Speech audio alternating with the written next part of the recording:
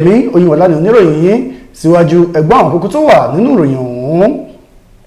Wo ọ̀nà tí ìjọba fẹ́ gbà láti gbọn ìṣẹ́dànù lára àwọn ọmọ Nàìjíríà. Ọ̀jọ̀gbọ́n fásitì Nkan tí wọ́n fi ẹ̀sùn ìyọnilẹ́nu fún ìbálòpọ̀ kan ní òun kò jẹ̀bi ẹ̀sùn náà. Ìròyìn ọ̀hún rèé lẹ́kùnrẹ́rẹ́. Mínísítà fún ọ̀rọ̀ ètò ìṣúná ní orílẹ̀-èdè Nàìjíríà Wálé Ẹ̀dùn ti sọ pé ìjọba ti ń gbé àwọn ìgbésẹ̀ láti yanjú àwọn ìṣòro àti ìpèníjà ètò ọrọ̀ ajé tí aráàlú ń kojú ní àsìkò yìí. Ọ̀gbẹ́ni Ẹ̀dùn mẹ́nubà ọ̀rọ̀ oríṣiríṣi ọ̀nà tí ìṣòro náà gbà wọ Nàìjíríà eléyìí tó mú kí ìgbé ayé kó le koko fún àwọn ọmọ Nàìjíríà nípa oúnjẹ jíjẹ, ọ̀wọ́n gógó, àìsí ètò ààbò, àìsí owó àti àwọn nǹkan mìíràn ní orílẹ̀-èdè yìí. Ọjọ́ Ẹtì tó kọjá ní mínísítà fẹ́tò ìṣúná ẹni tó tún jẹ́ mínísítà alábòjútó fún ètò ọrọ̀ ajé Nàìjíríà sọ̀rọ̀ náà níbi ìfọ̀rọ̀wérọ̀ kan eléyìí tó ṣe pẹ̀lú iléeṣẹ́ amóhùnmáwòrán Channels. Bí ẹ kò bá gbàgbé, ọ̀wọ́n gógó tó ń ṣẹlẹ̀ káàkiri orílẹ̀-èdè Nàìjíríà láti ìgbà tí ààrẹ Bọ́lá Tinubu ti yọ owó ìrànwọ́ orí epo ti mú kí ọ̀pọ̀ aráàlú bẹ̀rẹ̀ ìfẹ̀hónúhàn káàkiri láti ké pe ìjọba fún ọ̀nà àbáyọ. Ẹ̀dùn sọ pé àwọn tí ń ṣiṣẹ́ pẹ̀lú báńkì àgbà ilẹ̀ Nàìjíríà fún ọ̀nà àbáyọ tí yóò dín ọ̀wọ́n gógó kù tí ètò ààbò yóò sì wà fún oúnjẹ àti aráàlú lápapọ̀. Ó sọ nínú ọ̀rọ̀ rẹ̀ pé ohun tí mo rò pé ó ṣe pàtàkì láti sọ lásìkò yìí ni pé owó oúnjẹ ti lọ sókè gidigidi tí gbogbo wa sì mọ ohun tí ó fà á. Ẹ̀dùn tẹ̀síwájú pé ọ̀nà tí ìjọba ń gbà láti mú àdínkù bá ìṣòro wọ̀nyí pàápàá fún àwọn aláìní àti àwọn tó kù díẹ̀ káàtó fún káàkiri orílẹ̀-èdè Nàìjíríà. Mo rò pé ó ṣe pàtàkì láti sọ̀rọ̀ jáde lásìkò yìí nítorí pé àfojúsùn ààrẹ ni láti mú àwọn ìlérí rẹ̀ ṣẹ pàápàá fún àwọn aláìní àti àwọn tó kù díẹ̀ káàtó fún ní àwùjọ.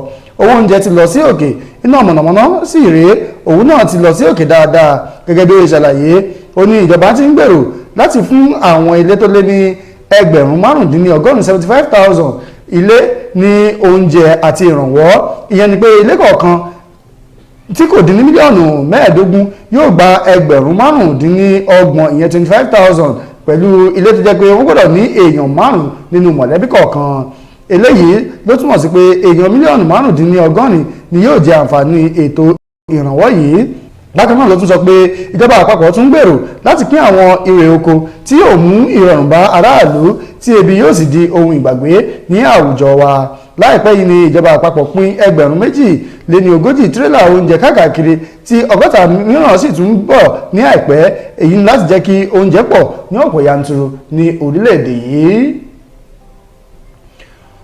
Ọ̀jọ̀gbọ́n Cyril Ndifon ti fásitì Nkan tí àjọ ICPC fi ẹ̀sùn ìyọnilẹ́nu ìbálòpọ̀ sáwọn akẹ́kọ̀ọ́ rẹ̀ tí wọ́n fi kàn án ní ìlú Àbújá sọ pé ọ̀rọ̀ náà kò rí bí wọ́n ṣe sọ rárá o.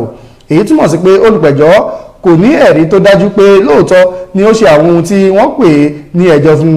Àjọ ICPC fi ẹ̀sùn kan ọ̀jọ̀gbọ́n Ndifon tí ó jẹ́ àgbà àgbà ẹ̀ka ètò ẹ̀kọ́ nípa òfin tẹ́lẹ̀ rí ní fásitì Nkan pé ó ń ṣe ìyọnilẹ́nu láti ní ìbálòpọ̀ pẹ̀lú akẹ́kọ̀ọ́ rẹ̀ kan eléyìí tí í ṣe ọmọ ọdún 22.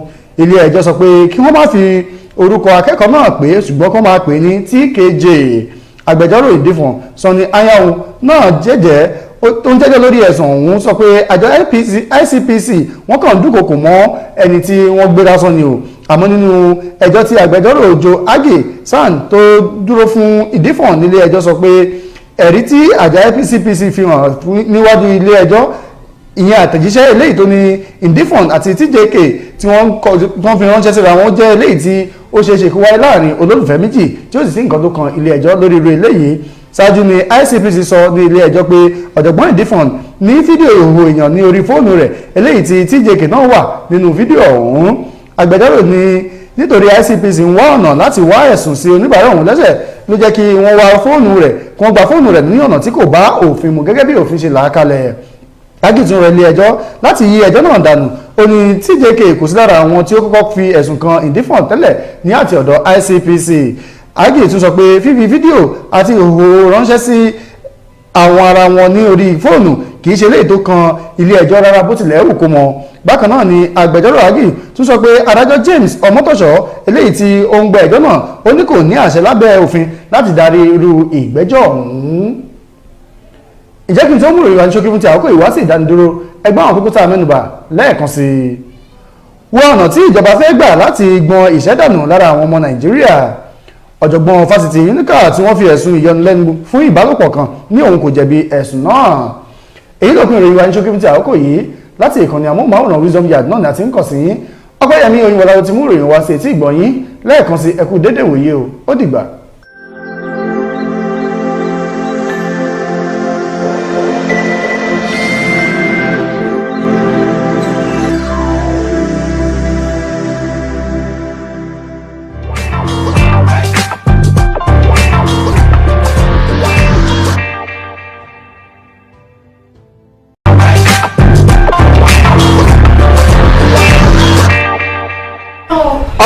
Good afternoon, good morning, good evening, anywhere you're watching WYTV. They call me Asidu Ajo and JC Ojo Moyagba, you already know. And this is Doings today. This Doings is on another level because today, in case you don't know, in the building today I have Ijoba Lande and Auntie Ramota in the building. Hey, Auntie Ramota, say hi to the camera. Hey, what's there? Ijoba Lande. Hello, it's love there. Alright, you know how we do it. This is where we talk about celebrities and you know, Auntie Ramota no be small person for inside industry. Auntie Ramota, last time I saw you, Mori and Auntie Davido, I don't shop no cool. Yes. I want to enjoy it. Yes. Snap that shit when Davido she me know. No. Kí ló tẹ máa ń Ìjọba Lande, kí ló tẹ máa ń bá wọn jà. Nǹkan tó ṣẹlẹ̀ ní pé kó mọ́ rẹ̀ lágbàá. Àbí. Ọkọ̀ ṣẹlẹ̀ tó bá mọ́ rẹ̀ lágbàá ní orí máa bẹ́ sí mi lára. Ọ̀gá lẹ́yìn àbí. Ọ̀gá lẹ́yìn. Ọmọọṣẹ́ Ìjọba Lande. Wow, that's interesting. All right, Ìjọba Lande, please, I don't know why is it that you do trouble this Aunty Ramota? Ẹ máa ń dààmú wọn gan, kí ló dé? I don't do trouble with her. Òun gangan ni ó máa ń ní mi lára.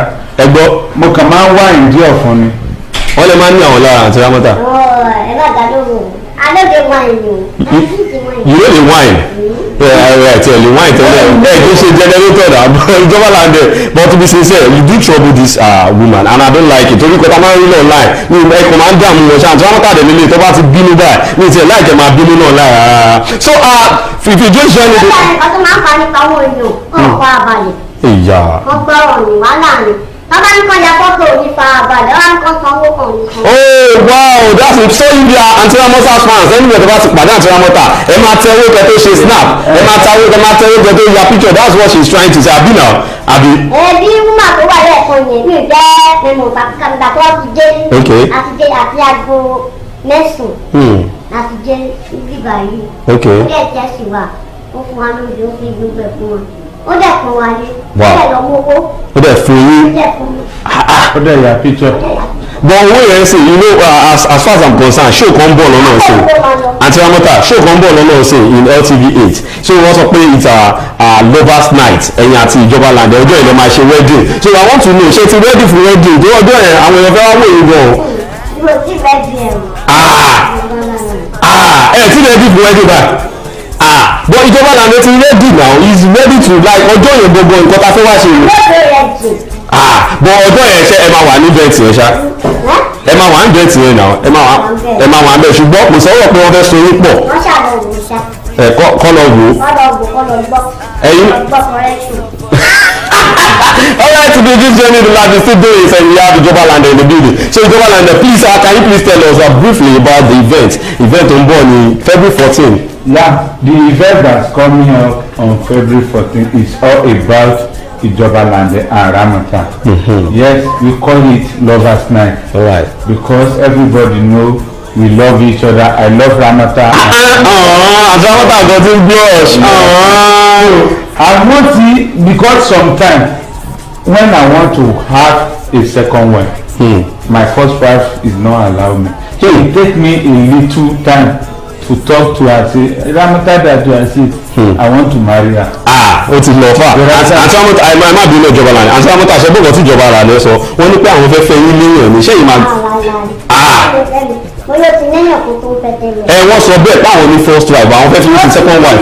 Wọ́n ti bímọ fàìlásì lóye wa ni. Wọ́n ti bímọ kí ni.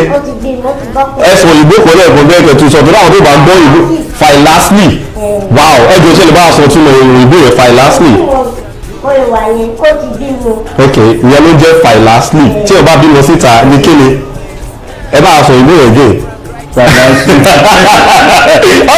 guys. So, Auntie Amata, I want to ask you a very quick question because the normal thing about the camera, expect the question of the mama. Like, okay, Finland is a day, ìjọba land the law for it. Oh, tell me, confirm me for a minute. I don't know. Why you don't know? You say na me buy it for you. Why don't you buy it for you now? Okay. Okay. Ilé ra fìlà yìí fúra yín àbí Auntie Amata. Ilé ra fìlà yẹn. Okay. Okay. Like how much do you get? I know this yes now. Okay. You know this yes now. So how much do you get this cap? Pèsè ẹ̀kọ́ sọ ní náírà tó bá gbé dọ́là lẹ́ra normal àbí dọ́là lẹ́ra. Náírà lẹ́ra. Pounds. Wow, that's crazy. So how much only lẹ́ra ní pounds? I'm Ìjọba làǹdà ẹni ẹ máa tún eléyìí o. N tó sọ ni pé òun rà ní £7,000. That's crazy, ẹjẹ náà kù. Ọmọ Auntie Amata, I'm feeling you. So if you are watching us from home, Auntie Amata is just saying nothing but what? The truth. Torí èmi mọ̀ bẹ́ẹ̀ tẹ̀lé parọ́ mọ́. So now this event that is coming up, kí lẹ fẹ́ wọ̀ wá sí event yẹn? Torí mo mọ̀ pé àwọn èèyàn fẹ́ kí lẹ fẹ́ wọ̀ wá gbọ̀ngàn. Àwọn náà mọ̀ pé gbàdúrà òṣèré lè rẹ̀. Wow. Àwọn dey the dress to the dress. You no dey the dress to the dress o ti lọ bẹ́ẹ̀. So kí lẹ fẹ́ wọ̀ gbọ̀ngàn lọ́jọ́ yẹn lẹ fẹ́ wọ̀. Kí mo fẹ́ wọ̀. Okay. Ní street àṣetì máa wọ̀. Ẹ kì í choose àwọn ètò máa ń wọ̀. Ta ló máa ń ṣe ìjọba làdé ló máa choose fún yín. Ìfọ́ ló máa street àṣọ. Ta ló máa choose? Ṣé ìwọ fẹ́ choose? Ta ló fẹ́ choose aṣọ yẹn báyìí? Màá street aṣọ tó ń fẹ́ máa wọ̀. Wow, that's crazy. So ẹ ti ra aṣọ yẹn báyìí now. Okay, so okay now I got to know that wọ́n jí fún yín and everybody was just shouting pé kí ni wọ́n àdúrà níbi tí ìjọba làǹdẹ̀ wà wọ́n máa jí fún àti rámọ́tà kò possible like báwo lè ṣẹlẹ̀ gbogbo. Alágbẹ̀rẹ̀ náà ni. Okay. Oríṣi sùn gbàgbé sùn. Okay. Fóònù jábà ní bẹ́ẹ̀dì. Ẹni tó ń gbé gbogbogbò ó ti ń sọ̀rọ̀ tẹ́lẹ̀. Okay. Wúmà ní bẹ́ẹ̀ fẹ́ di ẹni gbogbo òun ló fi mú fóònù. Àbúrò tó gbà wọ́n sílé. Ó jẹ́ kí máa ń tẹ́lẹ̀ tàbí pé kọ́ni máa gbà wọ́n sílé. Kò gbọ́ sí mi lẹ́nu. Ó pè é ìlú báwo ṣe ń gbà yẹn. Wọ́n ṣe wá mú fún èèyàn nìyẹn. Well, let's go on a short commercial break. When we're back, we'll continue with Auntie Amata and ìjọba làǹdẹ̀. Stay tuned. Don't go nowhere.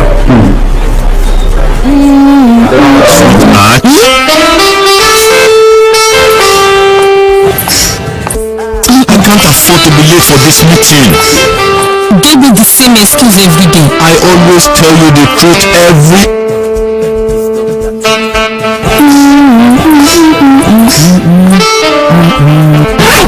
You know I will never disappoint you.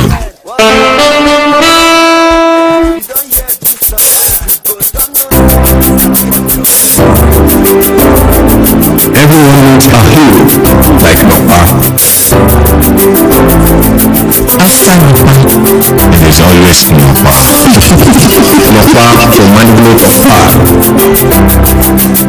Alright, so welcome back to that short commercial break, and we're still on doing this on WYTV. And I see how the Jọba Làǹdẹ̀ and Auntie Amata in the building. Alright, the show that is coming up February 14th, that's Lovers Night, because me say I will carry my day. Auntie Amata, you go my day, I will be watching show yourself.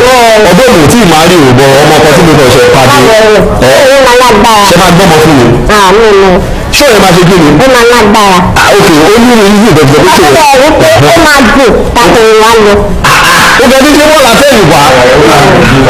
Wow, that's interesting. Alright, so ìjọba Làǹdẹ̀, I want you to tell our viewers out there, okay, tó bá fẹ́ get ticket, how can they get the ticket before the show? Or ṣé máa ibẹ̀ ló máa ti ta ticket ni? Honestly, we have regular ticket, which is 5,000 naira. Okay. We have VIP ticket, which is 10,000 naira. We have silver table, which is 200,000. Wow. And with a lot of things that follow it. And we have golden table, which is 500,000 naira. Alright guys, that's okay. For the ticket and the table, everything, if you can't order for all to buy, it's online. Okay. So you can go to our Instagram page, the link in our is in the bio. You can buy it there. On that day, you can sit for gate, but I'm not guaranteeing you because we have the capacity that we are looking for. So if the capacity, the ticket we have is sold out, so you can't. You don't have access to enter the show. All right, the show is coming up February 14, 2024. That is on Valentine's Day. So tell me, where will you be if not Anti-Ramotas and Ijoba Landers show? And again, don't forget that we have a lot of celebrities that is coming to this show. Talking about Lighter, Decoded, DJ Bade is coming, Ijesha is coming, Artistic is coming, Eichmann, Godova, Money G Money is coming over. Then we have Camo State, we have Anti-Ramota, Mama No Network, no go, Anti-Ramota. You know my perform lọ́jọ́ yìí. Kọ́dà tó dẹ́ pé kọ́ fún yín beat pé olùwìlẹ̀ kọ́ lọ́jọ́ yìí Anti-Ramota, bẹ́ẹ̀ kọ́ sọ fún ọ. Ẹ máa fọ́ wọn lẹ́nu lọ́jọ́ yẹn. Ẹ yẹ kí fún yín beat lọ. Ìjọba àlẹ́ tí ń jó ẹ̀ tí kò yá.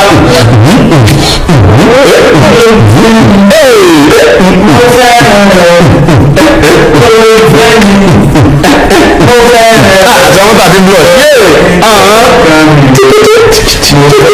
Anti-Ramota ẹ̀ ju ìjọba àlẹ́ bẹ́ẹ̀ kọrin fún yín. Kí lè fẹ́ sọ̀rọ̀ lọ? Wọ́n ti sọ̀rọ̀ pàgà ọmọọṣẹ́ onílẹ̀-ọ̀gá. Ṣé ọmọ iṣẹ́ yìí kọrin fún ọ̀gá? Kò possible. But okay, ẹ̀yà ẹ̀yẹ kọrin fún ọmọ iṣẹ́ ńlá because mo mọ̀ pé ẹ ní talent, you are talented, everybody knows you as a celebrity. I know the celebrity now, this is the You know the what? I know the celebrity. You know the celebrity? So what do you call? I know the call. But any phone now, you know the call, any phone. I know the call now. You can not be wàyí ìfẹ́lẹ̀ lè máa gbé sálẹ̀tì. ok ẹ bá kọ́ bá wọlé sálẹ̀tì. nípa rẹ̀ máa gbé sí sálẹ̀tì. so every thing here ma pick one anyhow now.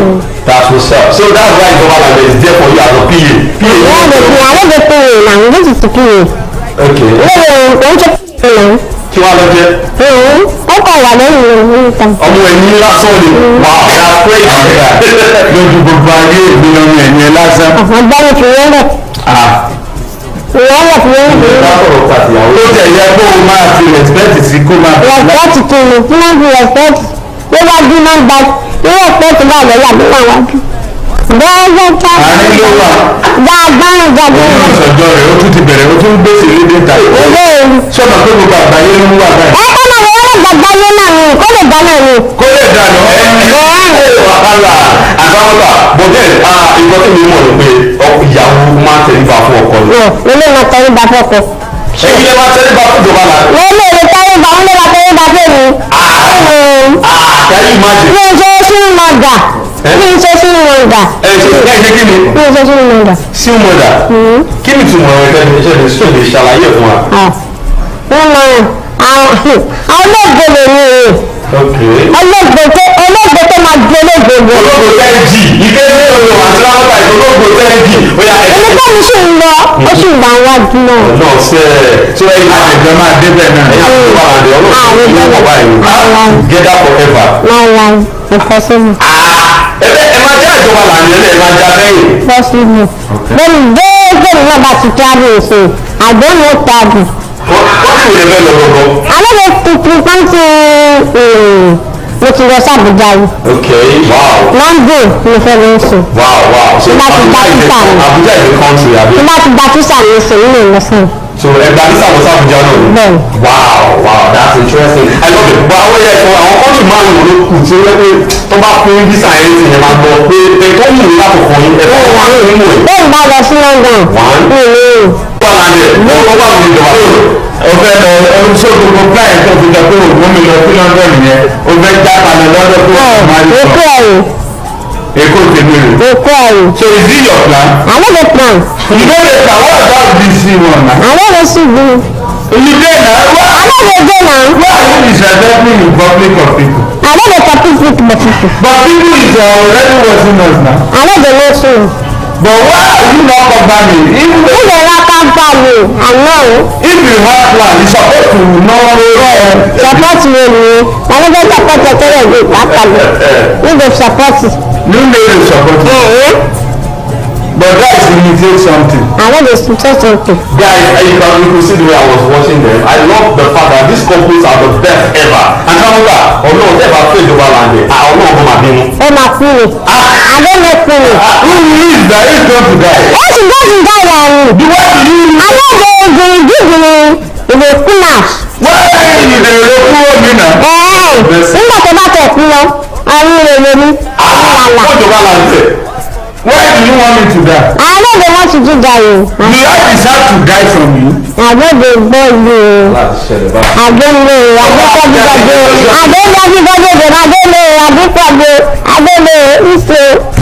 Normal. Well, this is the live before I'm doing is on WY TV.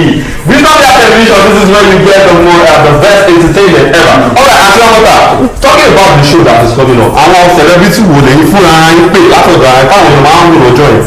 Mi ò tí ì pẹ́ anybody. Okay. But we are begging to everybody back. Mi ò tí ì pẹ́ anybody gbé ìwà mo ṣe ń ṣàwọn jẹ́ ìjọ ẹ̀kúnrẹ́ mi. Okay, àwọn olè ti ṣàbáyà. Mi ò tí ì get out. Okay. Ṣé biscuit kan ṣé yẹ fẹ́ kó wá ṣe yẹ biscuit? Biscuit wọ́n lè wá rí. Èmi ló kọ́. So how do you have budget? Ẹ fẹ́ fún biscuit àti baby. I no go budget o tí kò kún jẹ. Tí ní owó fún budget wa. Wọ́n yẹ kí David àti biscuit wá sí show yẹn. Okay, ìjọba Lande, I want to ask you a question because àwọn couples báyìí máa ń láti máa introduce nǹkan sọ̀rọ̀ tó bí àwọn olóyè ní àti rámọ́tà ni wọ́n ṣe fi bẹ́ẹ̀ gbàtẹ́ yín. So there is one product that we are doing in this company Wisdom Yard Nigeria Limited Nọ̀pá Herbals. Nọ̀pá Herbal bitter làwọn ọkùnrin máa ń lò láti fi ṣe kìíní yẹn fún ìyàwó. I swear to God.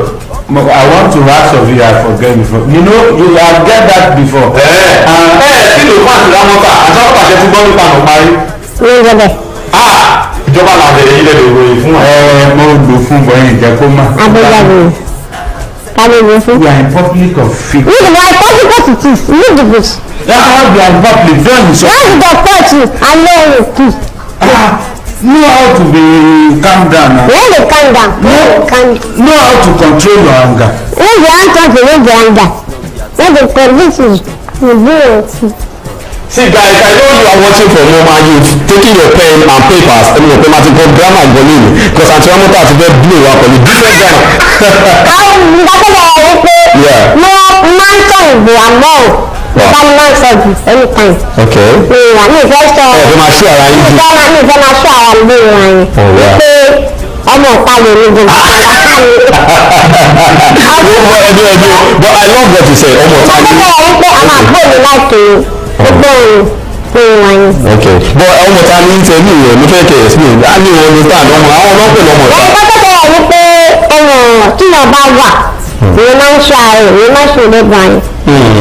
Ẹ máa ṣe òlébù ara yín ẹ máa ṣe òlébù. Bọ̀ ọ̀tẹ̀ bá gbogbo títà ti pàdé wọlé ṣe orin káńsì ìbẹ́mọ̀ pé ìwé ẹgbẹ́ ìlú. Ó gbọ́dọ̀ wọ̀ wípé ẹ mọ̀ pé àwọn ọ̀rẹ́ ń sùn àwọn ọ̀rẹ́ tá à ń wà ń fa ń sùn kò ní greek rárá. Ok. Kò ní kíni? Kò ní greek. Greek ẹjọ́ ṣe lè sọ tí mo greek gbogbo ìlú mo ń lẹ́nu ìdálé mo ti gbọ́ ìlú. Ọmọ táwọn lè ní ìwọ̀n ríta. Okay, you're doing that one for the beach. Yeah. Wow, that's interesting. That's crazy. All right, guys, don't forget our February 14. Where are you going to be? Ijoba Lande and a ticket because now Ijoba Lande don't tell us say Auntie Amota odo ẹ làwọn máa fún Auntie Amota ní òrùka diamond. Auntie Amota, pàrọ̀ ẹ̀ máa lọ fún àwọn ọ̀rẹ́ bẹ́ẹ̀. I need that to you. I no dey. Why you no go dey? I no go no dey. You no dey dey me for bigger. I no dey complete am. You are a public now. I no dey complete am. I no dey complete. No, people the public of people are I no dey complete. This is òrùka mi. I no go do. Wọ́n máa ti ra rig. I no go do. Do you know how much I buy it? No. I buy it in $5,000. Which is that $5,000? $5,000 is about $5 million plus now. Which is that million plus? Going to $6 million. What is a million? Don't want me to waste I'm much for that money. If the money is $1 million, this is money. Is it the $1 million? Is it not money? Where's the money now? It's money. Where's the money? It's the money. Do you know how many years I have? Yeah, how's the money? I see the money the $5,000 is free. Is it that do you think $6 million is that people are giving you? I go there and video. You can't be good. I can't give to you. Alright, when husband and wife are arguing, allowing Oma Shekini, Oma Yoba, because I know after this whole drama now, the bad day the God will say, anybody will buy a party, and you know, man party, and the first of paying at the I'm not doing wrong. Eh? wọ́n gbé wọn. pé ìjọba làǹdẹ̀ ọ̀gbọ̀n sórí wọ́n bẹ̀ tó wá dé lọ́dún. alágbèrè ìfúnra ẹ̀ ní ìjọba làǹdẹ̀ wọ́n gbé wọn. ẹ lè jọpọ̀ ìyàwó náà lè dámà là ń ṣe fún ara wa. wow that's crazy that's crazy. dámà là ń ṣe ẹ mọ̀ ẹ kọ́kọ́ jẹ lọ́kùn fún yẹn lọ mo láì fẹ́ ṣe ẹ ṣe ìjọba lẹ́gbẹ̀ẹ́ ni. mo fẹ́ láǹdẹ̀ ó ní àwọn tí mo lè fẹ́ lè jẹ́ fẹ́. mo ti mọ̀ kọ́tẹ́ ìṣọ́ra àbùsọ̀ ẹ fẹ́ double date because ó ní múbì kan tẹ̀ ṣe rámọ́tà tí ẹnìkan fẹ́ yín tó jẹ́ ọkọ̀ rámọ́tà ẹ fẹ́ jọjú ọkọ̀ rámọ́tà ok ẹ jẹ fẹ́ tẹ̀fẹ́ fẹ́ sí i bọ́ àwọn tó ń bọ̀ ní ọdún 14 nǹkan tó fẹ́ wá wò nílé ìnà àwọn ẹ kọ́ máa wà gbé o wọ́n máa wà gbé ìgbà yẹn. ṣe fẹ́ tèkì lọ́dún náà ni. wọ́n di alẹ́gbẹ̀rẹ̀dẹ̀ ìṣe wọ́n di rẹ̀dẹ̀. You are going to do this wedding but you don't have a choice. But do you know this is a public embarrassment? wọ́n ti wọ́n ti pẹ̀ bàrà lọ́símẹ́ǹtì. Inú àwọn obìnrin wá. Nkan sisi. Any time that is a robot for years, people will know that. Alright guys, we are still on Doings on Wisdom Yard Online Television. Alright, Ijoba Lande, quick one. I want you to tell us what are the things we are expecting aside artist performance and some other celebrities that are coming. What are other things that we are expecting from that show? That day, first of all, I expect a lot. I want the day to be the best day for us, and I pray it's going to be the best day for us. We have a lot of packaging that day. We have a lot of that. We don't want to expose it now. Okay, you want it to shock people. Yeah. So we call it soccer. Hey, soccer ló ṣe beat. Àti Ramota, ṣe mọ̀ nǹkan tí Yorùbá là ló sọ yẹn? Wọ́n fẹ́ shock everybody. Wọ́n máa shock ẹ̀yin náà lọ́jọ́ yẹn. Ẹ mọ̀ nǹkan tó fẹ́ fi ṣe sọ́kà. They máa shock everybody. Okay. And make everybody be. Okay. We will shock them together. And make it together.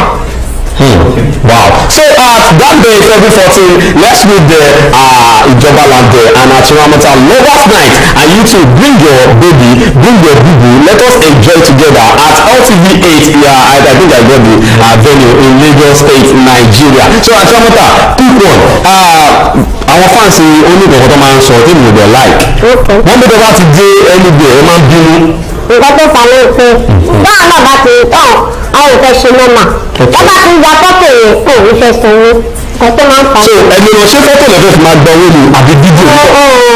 Nǹkan tó ṣe yẹ ní o. Ẹnì kan tí yóò tẹ̀ ń gbà yẹn èmi láti fídíò. Àwọn ò fẹ́ fara balẹ̀.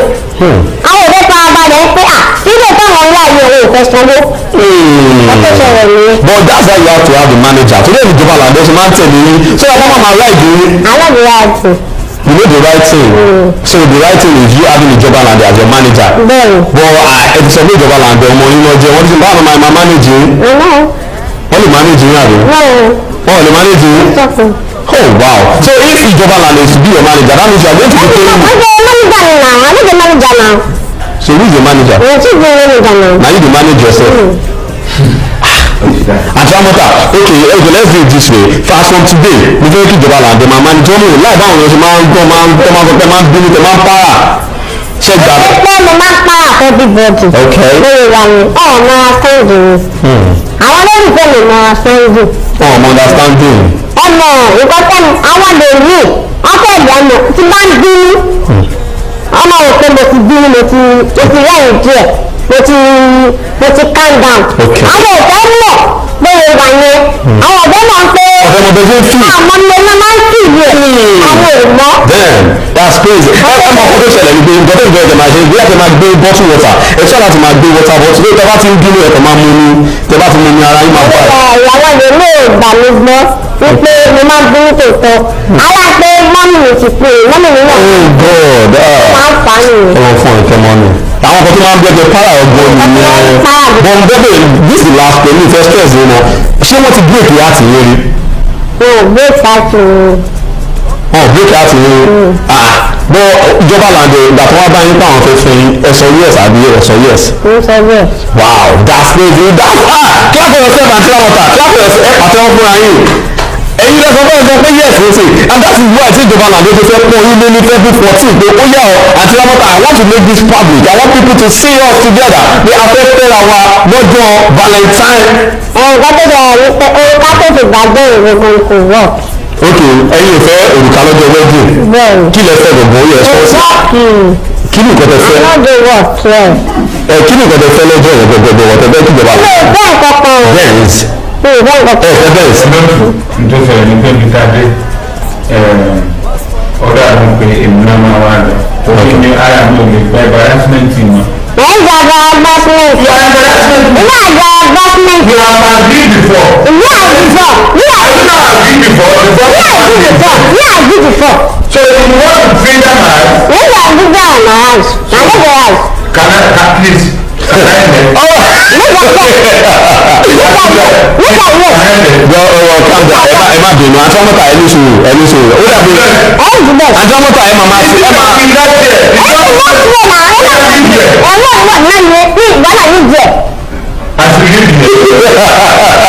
Alright, Àtọ́mọ́ta ẹ má wọrí. Ìbọn mọ̀ pé ìjọba làwọn kàn pa àlà sọ ni. Alright guys, if you're just joining the live, we still on doing this. And this is where we're going to be ending it on the show today because we don't want you to see the old drama here. We want you to come to LTV 8, that's February 14, 3 p.m. till dawn, Lovers Night with Ijoba Lande and Aunty Ramota. And don't forget to follow us on all our social media platforms. Wisdom Yard Online TV.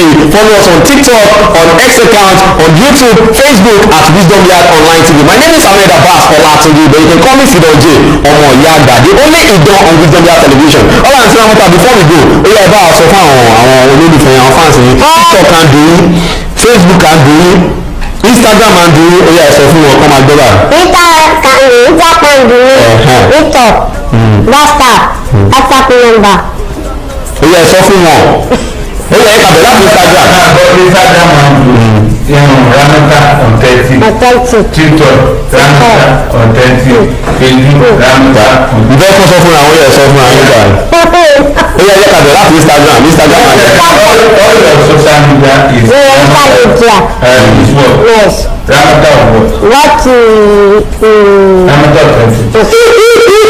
Alright, Ramota Authentic on all social media platforms. So Ijoba Lande, they already know now. Ijoba Lande on all platforms. Alright, thank you so much for coming to the show. And Ramota, thank you so much. Ó yẹ kí àwọn fans yìí know. Fáǹsì ẹṣẹ́ gbogbo dúpẹ́ o. Ìmúta tó wọ̀ bá ojú ìwé ìfọ́. Àmín. Ojú ìwé ìdẹ̀lójú. Àmín. Ó yá ẹ sọ fún wọn pé kó máa wo Wisdom Yard Online Television. Ẹ máa wo for live television.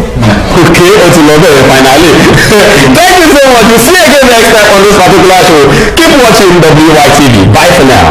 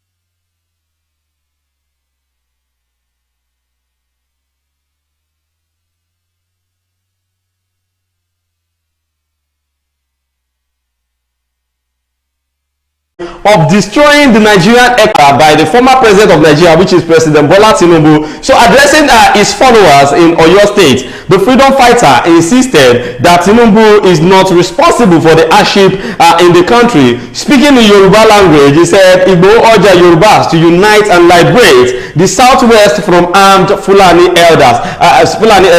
Now, I want to say something. You see, Sunday Igboho is an activist and he knows what he's saying. Sometimes people say because he is not educated, he is this, he is that. See, forget it. Once you see a warrior, you will know this is a warrior. Although he's an activist, but I like his way of doing things. He doesn't do things as if he is not educated. But forget it. You see, one thing I love about him is that he knows what he's saying. Because if you remember what actually caused the arrest then, during the time of former President Muhammadu Buhari, it was like he was just trying to fight for the Southwest. You understand? He was fighting for Southwest, and he went to this town whereby the Fulani herdsmen went to kill people there, and he was there just to fight for the Yorubas. You understand? But this man now come out today to say see guys, stop blaming Tinubu for the current hardship you're facing in Nigeria. The problem is being caused by the former president, which is the former president Buhari. Yes, and I know Sunday Igboho can never love Buhari for anything, because it was Buhari that instructed DSS to arrest him then in Ibadan. So I think there is problem between the two. Maybe they are dragging something, I don't know. But then thank God Buhari is no more the president and he could say anything on him. So Sunday Igboho made it known today, the burial of his mom is still going on, and he had to say something to the Yoruba people. And people are saying, is Sunday Igboho going to declare something like Yoruba nation, or is going to say anything on Yoruba nation? That's not what he said. He said Nigerians should focus on the current administration, because this hardship we are facing will soon end, and we'll get to another phase whereby we are going to be enjoying the dividends of democracy. So Sunday Igboho is urging Yorubas and the whole of Nigerians to be patient with the present administration, that the cause of this hardship is not President Bola Ahmed Tinubu. It was what has been done since the time of Buhari, and the thing graduated to the time of President Bola Tinubu. But President Bola Tinubu is trying to do everything he can to make sure that the economy hardship comes down. Now let's move on to the next one here.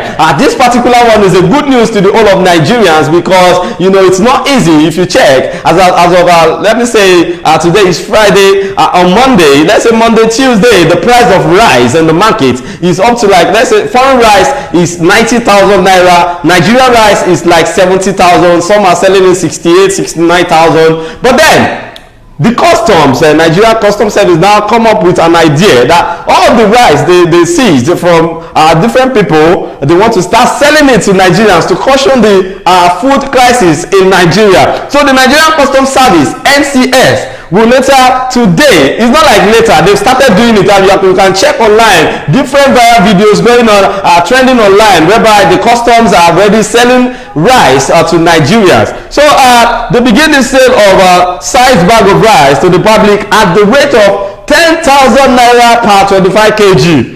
Yes, 25 kg of rice, you get it from the customs with just 10,000 naira, and the 50 kg is, you get it in the price of 20,000 naira. Is this not a good news? Because now people said Tinubu is not doing anything, Tinubu is this, Tinubu, at least this one will still reduce the level of hunger in Nigeria. People can still afford to eat something. So the Controller General of the NCS, Mr. Adewale Adeniyi, told the news today in Lagos that buyers have been warned never to resell. Now this is vital information. Buyers, you've been warned never to resell desized and auction food items.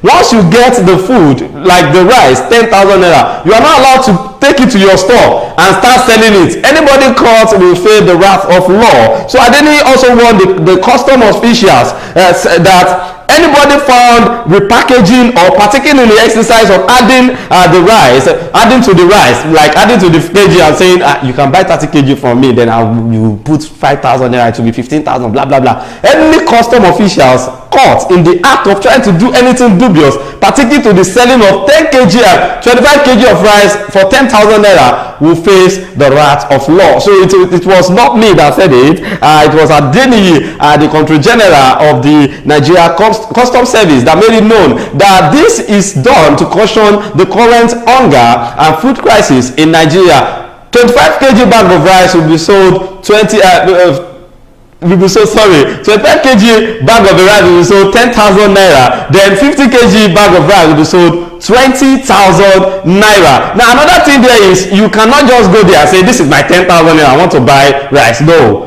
you have to get your NIN with you. You need your NIN will be asked of them. You need to check your verification number. Then after that, you give them your 10k and you'll be given 25 kg of rice. Then if it is 20 kg, you want to get your 20,000 naira with your NIN, and it is not a rough environment. Like if you check the videos that are trending online, you'll be on a single file, then you pay your money and get your rice and leave. Chikena. You understand? So I feel what they are trying to do, if they can do this for at least a month, people will stop shouting and wailing about the current price of food commodity and the market. My name is Ahmed Abbas Olatunji. You can call me Sidon J Omoyagba, the only Idon on Wisdom Yard Television.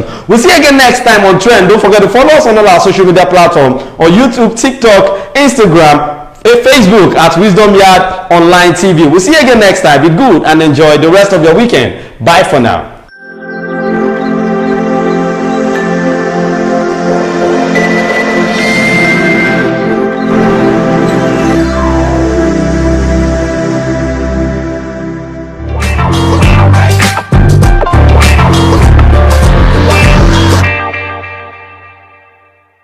òkúta ẹ̀bá ètè gbégbèsè òun kí ló ẹ má bàa lọ ṣẹlẹ̀ lórílẹ̀‐èdè nàìjíríà náà àbí ọ̀dà o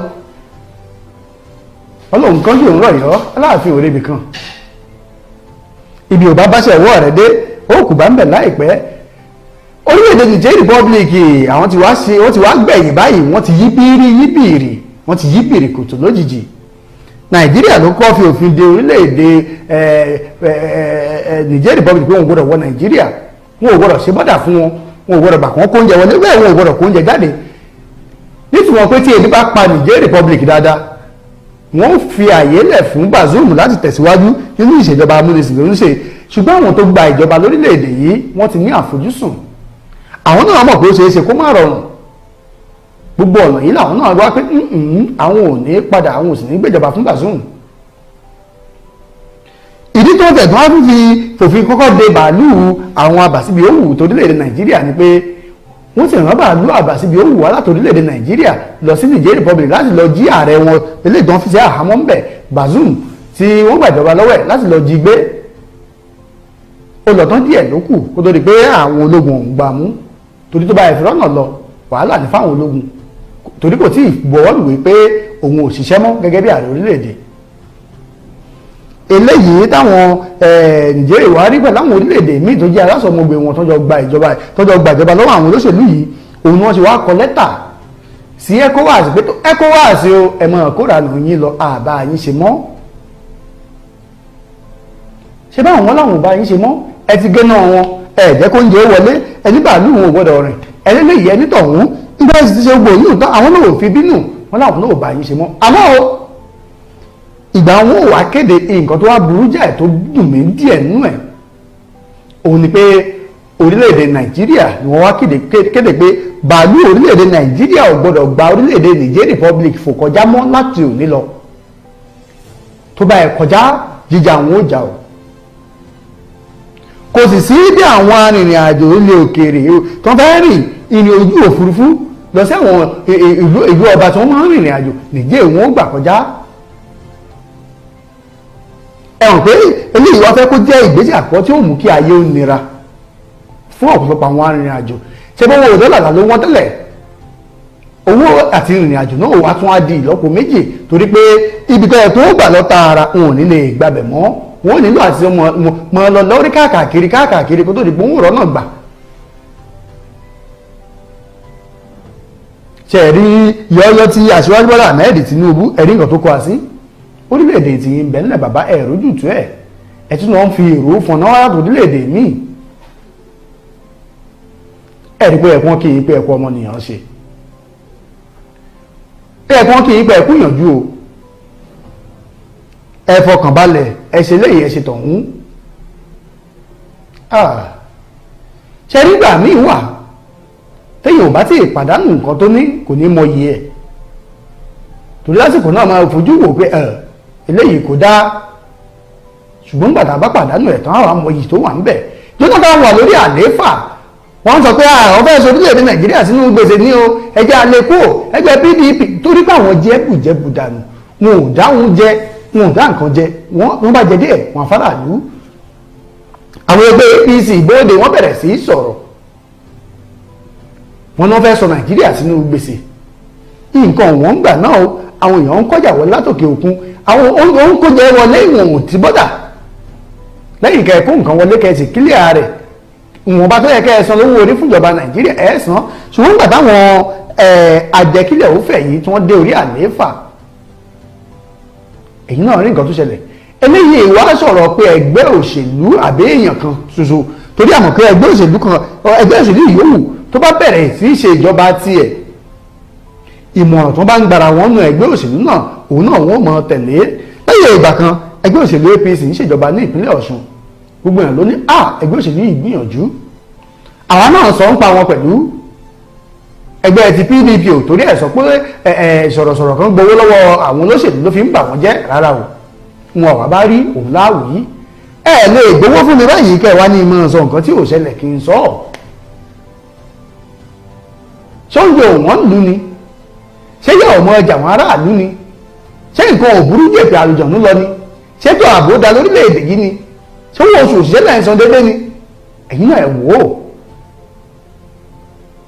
ẹ̀yin bẹ́ẹ̀ pariwo ńgbà náà Jonathan ó kó wá sí gbèsè yóò ṣe gbá yóò ṣàwo ẹ̀dẹ́bẹ̀ odindi ọdún mẹ́jọ gbáko ohun Buhari fi tàn wá jẹ ó mọ̀ wá ó fi ìyà jẹ wá lójú méjèèjì ojú wa rí rìbárìbò wọ́n sì ìjọba níṣẹ́ wa pé tó ẹ̀jẹ̀ àṣẹ pé àwọn aráàlú tá a bá ń jẹ ayé tiwa ni àwa tá a jẹ́ tá a dípò òṣèlú mú kò yẹ káwọn aráàlú náà ní àǹfààní sí torí tó bá ti láǹfààní sí ẹni tó bá jẹun tó bá yó òun ni ó béèrè ẹ̀tọ́ ẹ̀ ẹ̀jẹ̀ àfìbí pa wọ́n ẹ bẹ̀rẹ̀ sí fìbí pọmọ Nàìjíríà ẹ ti bọ́dà ẹ jẹ́ kó ń jẹ wọlé àṣírí ó gbẹgbìn lórílẹ̀‐èdè ẹ láwọn kan ń gbèrè sí àfẹ́ promote àwọn àgbẹ̀ tiwa ṣé bẹ́ẹ̀ ló sì padà rí lẹ́yìn ọdún mẹ́jọ Muhammadu Buhari ní ẹ̀yin ọmọ Nàìjíríà ẹ má bínú o ìyàwó rẹ̀ náà bóde ní amọ̀pá àtijọ́ yín kulẹ̀ ẹ má bínú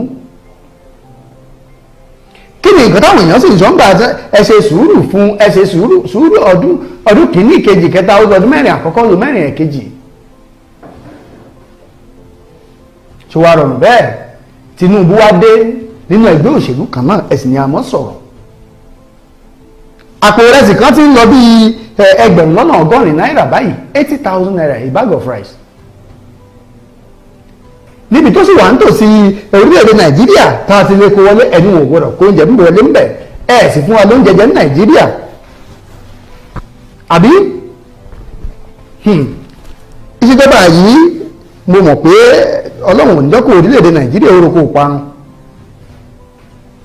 bẹ́ẹ̀ ni tàbá ní máa tẹ̀wájú báyìí ọ̀nà tí ó gbà yọrí sí ò ní dá o kí ni nǹkan tó wá ń ṣẹlẹ̀ báyìí Tinubu ó wò pé kóun yọ sọ́bsidì lórí epo ṣùgbọ́n kò ronú nǹkan tí ó tẹ̀yìn ẹ̀ ṣẹlẹ̀ tóun bá yọ ọ́ tán ó gba oúnjẹ lẹ́nu ọmọdé ó fún ní nǹkan míì tí ó mọ̀ jẹ òfin sínú ebi ó mọ̀ kó ṣeé ṣe kọ́mọ bẹ́ẹ̀ dolè ó mọ̀ kó ṣeé ṣe bẹ́ẹ̀ kọ́mọ bẹ́ẹ̀ irú ọmọ bẹ́ẹ̀ di apààyàn ó mọ̀ kó ṣeé ṣe kí irú ọmọ bẹ́ẹ̀ di adàlúrú ńgbà tí ò bá róúnjẹ jẹ ìwọ́rọ̀ ní eléyìí tí ó gbé ọ́ òòrùn eléyìí tí ó gbé aráàlú òyò sọ́bsidì ẹ̀yìn ń pín palliative ẹ̀yìn pín tọ̀hún ta ni wọ́n pín kan ọ̀dọ̀ ta ló dé ta lórí ìgbà ẹnu lásán lè fi ń sọ̀rọ̀ ìyẹn ò túmọ̀ sí pé ẹ̀mọ̀ nǹkan tẹ̀ ń ṣe téèyàn bá jáde pé ìṣèjọba tó wà lóde yóò mú nǹkan tó ń ṣe ìrọ́dún ń pa púláàní tí wọ́n ti yà á lẹ̀ tẹ́lẹ̀ òun ni wọ́n ń tẹ̀lé kì í sọ̀rọ̀ pé bóyá ìjọba kan tí ìbáṣepọ̀ wọ́n tẹ̀lé fúlàní ọ̀hún ẹ̀dẹ́bẹ̀ta láàrin ọjọ́ mélòó àsọdún ìrẹsì tí ń lọ 80,000 naira kì í àsìkò ọdún láwa o Tinubu òun á ṣí bọ́dà nígbà tó ń kàmpéènì ẹ fọkàn balẹ̀ epo á padà a máa gbé wálẹ̀ ó ń burú sí ni o ẹ̀wọ̀ ètò wọn ẹ̀ṣẹ́ǹjì kọ́ dọ́là báyìí sí náírà ẹni máa dá sọ fún mi láyé ṣe bóyá káwọ́ tọrun tiẹ̀ àbẹ́ẹ̀rí Tinubu iléeṣẹ́ tó ṣàgbátẹ̀rù ètò yìí òun náà iléeṣẹ́ tó ń ṣe nàpa nígbà tá a bá wá dé padà ìṣẹ̀lẹ̀ tó wá ṣẹlẹ̀ tó jẹ́ gbáǹkọ́gbè láàrin ẹgbẹ́ òṣìṣẹ́ ní orílẹ̀-èdè Nàìjíríà àti ipa tí Tinubu àtàwọn òṣìjọba rẹ̀ ń kó nú ẹ wà gbọ́ dáadáa ẹ mọ̀ pé a ti wọ̀ ọ́ òjé tí wo ló ṣà eléyìí lọ́wọ́ náà ẹ ti kó sọ́wọ́ Ọlọ́run ó ṣàánú fún wa ni amójú ẹ̀rọ mi yá kàn sí wọn lẹ́ka ìpolówó ọjà wa náà iléeṣẹ́ tó ń ṣe nàpa ẹ̀jẹ̀ àdébẹ̀ náà mò ń bọ̀ tí ì dé. bí mo bá ti kú kò yí Ọlọ́run nípò padà. ìdáyọ̀ bẹ́ẹ̀ lónìí kan kàn fún àmọ́ ẹ̀ o nàpa abánisọ̀ ni ẹ máa mú eléyìí náà lábọ́ níbi yìí o. ẹ ṣàlùkò yẹn fún ẹ̀yìn kó ṣe kí ni mo gbé bọ́ọ̀dì owó tí máa lọ màá tún kọrin from one place to another place ẹ̀rọ kò ní ìṣù mo lọ mẹ́rin márùn-ún kílẹ̀ tó mọ́ mo bá fi lẹ́sìn ara mi á ṣe àtúnṣá bàbá nàpa. bí ó bá sí wọ kò sóhun tí mo lè ṣe. for management of park. ẹ káàbọ̀ padà láti ẹ̀ka ìpolówó ọjà wa eléyìí tí wàá ṣe kókó nínú ẹ̀ta fẹ́ fi ọ̀rọ̀ jomitoro ọ̀rọ̀ lé lórí báyìí ó ní ọ̀rọ̀ àwọn òṣìṣẹ́ ẹ mọye ìgbà tí ẹgbẹ́ àwọn dókítà lábẹ́rẹ́ àtàwọn nọ́ọ̀sì agbẹ̀bí àti àwọn tó jẹ́ pé nọ́ọ̀sì làwọn ń ṣe àwọn ilé ìwòsàn ìjọba ẹ wọ́n ní ìgbà tí wọ́n fi ẹ̀hónú hàn lórí pé àwọn olóṣèlú wọn ò sanwó oṣù fún wọn wọ́n ṣiṣẹ́ tòru tọ̀sán owó tó ẹ̀kún gbà wọn ò gbà o níṣẹ́ làwọn sẹ́nítọ̀ ń pínwó láàrin ara wọn àwọn olórí wọn ń gba owó pín lápò ara wọn ẹ wá rí i pé àwọn ilé ìtura òpá àwọn ti pariwo ti sú àwọn gbogbo wọn bẹ̀rẹ̀ sí wá iṣẹ́ wọn sílẹ̀ òkèèrè wọ́n ń fi orílẹ̀-èdè yìí lẹ̀ tẹ́ ẹ bá sanwó oṣù wọn fún wọn bó ṣe tọ́ àti bó ṣe yẹ láyé ìgbà wọn ń ṣẹ̀kọ́ ọ̀fẹ́ ṣe ìwòsàn ọ̀fẹ́ gan àwọn dókítà wọn èé ṣe ìwọ́de wọn èé ṣe kínní ó kàn yé APC gbogbo ẹ̀ dàrú ó kàn yín gbogbo ẹ̀ ò ní ìtumọ̀ mọ́ ní òlójútùmọ́ àwọn nọ́ọ̀sì wá wá ọ̀nà pé ó da àwọn òkú bẹ́ẹ̀ kan máa lọ ṣiṣẹ́ nílẹ̀ òkèèrè tẹ́ ẹ bá mọ̀ pé ẹ̀ lè tọ́jú àwọn ìgbésẹ̀ tí ìjọba ìwá gbé ló jẹ́ kí n mọ̀ pé wọn ò ní kàn án ṣe wọ́n á bẹ̀rẹ̀ sí gbé àwọn òfin kan kalẹ̀ tó yẹ pé òfin tí ò ní jẹ́ káwọn òfin amúnilẹ́rú òfin amúnisìn ẹni tó lọ lé ẹ̀kọ́ tó parí ẹni nígbà tó bá fẹ́ ṣe kó tó di pé lè lọ ṣiṣẹ́ níbì kankan ó gbọ́dọ̀ kọ́kọ́ ṣiṣẹ́ ní orílẹ̀-èdè Nàìjíríà ẹ̀ bá àmọ́ wàá sanwó oṣù fún ó gbọ́dọ̀ kọ́ sí yín ilé ẹ̀kọ́ tó lọ sọ́fẹ̀ẹ́ ni ṣé ọ̀fẹ́ ni ilé ẹ̀kọ́ tó lọ ẹ̀ má dúró owó tẹ́ ẹ gbé lẹ́yìn lórí ẹ̀yin olóṣèlú wa ẹ jẹ́ ronú bẹ́ẹ̀ bá ronú ẹ fọwọ́ ara yín da orílẹ̀-èdè yìí rú o ẹ fọwọ́ ara yín da orílẹ̀-èdè yìí rú dáadáa àwọn tó lọ léèwé tí wọ́n parí ẹ tí wọ́n á sọ pé wọn ò lè lọ ṣiṣẹ́ nílùú ní àforílẹ̀-èdè Nàìjíríà ń kàn ń pa ẹ̀yin ò sì lọ́ọ̀bì kankan ẹ kàwé ọgbọ́n jìbìtì nìkan ló wà lórí yín àwọn tó dá ọrùn mọ́jú ti gbogbo ẹ̀ tí wọ́n ń ṣiṣẹ́ tó yẹ kẹ́ ẹ̀ fún lówó ẹ̀ fún wọn lówó wọn ẹ̀ ń fìyà jẹ wọn ebi ń pa wọn kò sówó oṣù wọ́n tó wọ́n náà ní ẹ̀tún lọ bí ẹbúlọ̀ọ̀kú ẹ̀ òun wá jẹ́ káwọn ẹgbẹ́ àwọn nọ́ọ̀sì báyìí wọ́n á bọ́ dé pé kájú pé bẹ́ẹ̀ ṣe fẹ́ nu àwa náà àbá yín mú léré àgbà àwọn òfin tẹ̀ gbélẹ̀ o ẹ̀yìn ó kọ̀kọ́ lẹ́yìn ìgbà tí bá parí ilé ẹ̀kọ́ tán gẹ́gẹ́ bí ẹni tó kọ́ nípa nọ́ọ̀sì àbí dókítà àbí eléyìí tó bá ti bá kọ́ ń bẹ̀ lẹ́yìn ìgbà tí bá parí ìyún tán wọ́n á ṣẹ̀ wá lọ ṣiṣẹ́ ọdún méjì tí bá ṣiṣẹ́ ọdún méjì náà tán wọ́n á ṣẹ̀ tún wá sanwó sabuké pé mo ṣiṣẹ́ ọdún méjì tí ì sì ìṣòwò kékeré bẹ́ẹ̀ owó tó gbé ní ìrìn àjò lóòkè òkun òun ò ní kéèyàn ó san pé ètò o ti fẹ́ ṣiṣẹ́ ọdún méjì torí wọ́n mọ̀ pé tó bá fẹ́ gba sabuké yìí o ti fẹ́ jápa nù òṣìṣẹ́ mọ́nù wọ́n á mú kó nira tó yẹ pé wọ́n ò ní option ju pé kó o sọ pé ò lọ́mọ lọ òun ló mú kẹ́gbẹ́ àwọn nọ́ọ̀sì àtàwọn agbẹ̀bí wọ́n bọ́ta pé àwọn ò lè gbélé yìí o ìyún wà lẹ́gbẹ̀ẹ́ kan ń bẹ̀ ẹgbẹ́ àwọn òṣìṣẹ́ NLC náà ti wá bòde kí làwọn wá ṣe bàbá Adébóyè lọ sí ìpínlẹ̀ Kaduna wọ́n lọ ṣe ìsọjí ìta gbangba irú àwọn tá a ní gẹ́gẹ́ bí àwọn tá a fọkàn sí pé wọ́n ó jẹ́ olùṣojú fún àwọn aráàlú lọ́dọ̀ ìjọba nìyí wọ́n lọ bẹ̀ bàbá Adébóyè ní ìyà ò jẹ ọmọ pé orílẹ̀-èdè Nàìjíríà jẹ́ orílẹ̀-èdè tó ń gbádùn lára àwọn orílẹ̀-èdè ilẹ̀ adúláwọ̀ àti pé Tinubu ń gbìyànjú àwọn gómìnà náà ń gbìyànjú ṣùgbọ́n tó ó kàn rí bẹ́ẹ̀ ni pé nǹkan tó ń dà wá láàmú Nàìjíríà kì í ṣàwọn olóṣèlú wa àwọn ẹ̀mí àìrí ni wọ́n sì nílò ká gbàdúrà ká fi lé wọn dànù bàbá ẹ dákun bàbá Adébóyè ẹni ọ̀wọ̀ ní àwọn èèyàn nífẹ̀ẹ́ yín dáadáa àwọn èèyàn bu ọ̀wọ̀ fún yín àwọn oní òṣèlú wọ̀nyí oníyangí ni wọ́n o epo lẹ́rù o ẹ má jẹ́ wọn bá ti yín jẹ́ o aṣọ funfun lẹ́wọ̀ pẹ̀lú ẹ má jẹ́ wọn kọ́ ń tapo sí aṣọ àlá yín o ẹ bá sún sẹ́yìn lẹ́gbẹ̀ẹ́ òṣèlú tẹ́ ẹ bá mọ̀ pé òótọ́ ọ̀rọ̀ wà nílẹ̀ tó yẹ kẹ́ ẹ sọ tẹ́ ẹ bá sì mọ̀ pé tó bó ní gbogbo ọ̀rọ̀ náà ni ó ní ọ̀rọ̀ téèyàn lè sọ sí ṣùgbọ́n gbogbo ọ̀rọ̀ kéèyàn máa ń sọ sí nígbà míì ẹ̀yin náà lè má ẹkú bẹ́ẹ̀ kan gbójú ń bẹ̀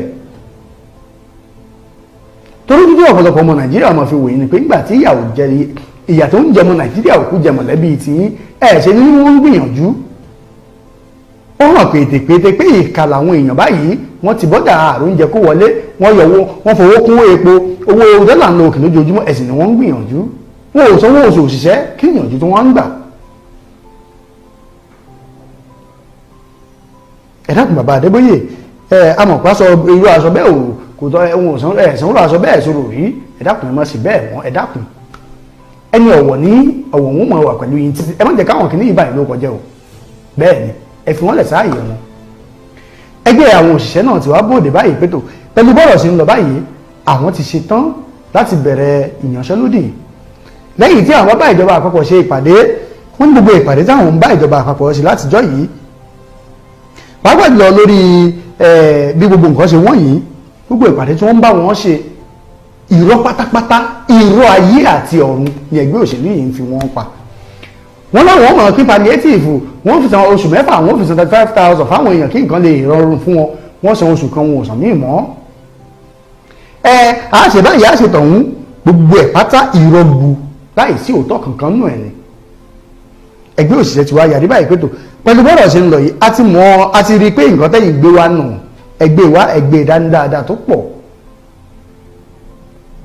nǹkan tá a wá ṣe báyìí ni pé ní inú nǹkan tó ń pè ní minimum wage owó oṣù àwọn òṣìṣẹ́ tó kéré jùlọ ní orílẹ̀-èdè Nàìjíríà láti àkókò yìí lọ mílíọ̀nù kọ̀ọ̀kan náírà làwọn fẹ́ máa gbà nǹkan tí alága ẹgbẹ́ òṣìṣẹ́ tó wọ́n gbé síta nù nítorí pé àpò rẹsì almost 100,000 naira àpò rẹsì kan ẹ wá fẹ́ máa san èlò fún òṣìṣẹ́ ẹ̀yin tẹ́ ẹ mọ wọ́n fi kún owó nǹkan tó ń tà lọ́jà tẹ́ ẹ̀ sí bọ́dà tí dọ́là ń lọ sókè tẹ́tí ọwọ́ òkúpa orí epo ẹkú pin kó kárì òṣìṣẹ́ tó wọ oṣù rẹ̀ kéré jù 1 million lẹ́gbẹ́ òṣìṣẹ́ ń béèrè fún báyìí àwọn olóṣèlú ti jáde lóríṣiríṣi pé agbọ́dọ̀ àjọ sọ̀rọ̀ lórí ẹ̀ náà ni àjọ sílé wọ́n tó mọ nǹkan fi pamọ́ rántí pé àwọn nǹkan bẹ̀ tọ́mọ̀ wá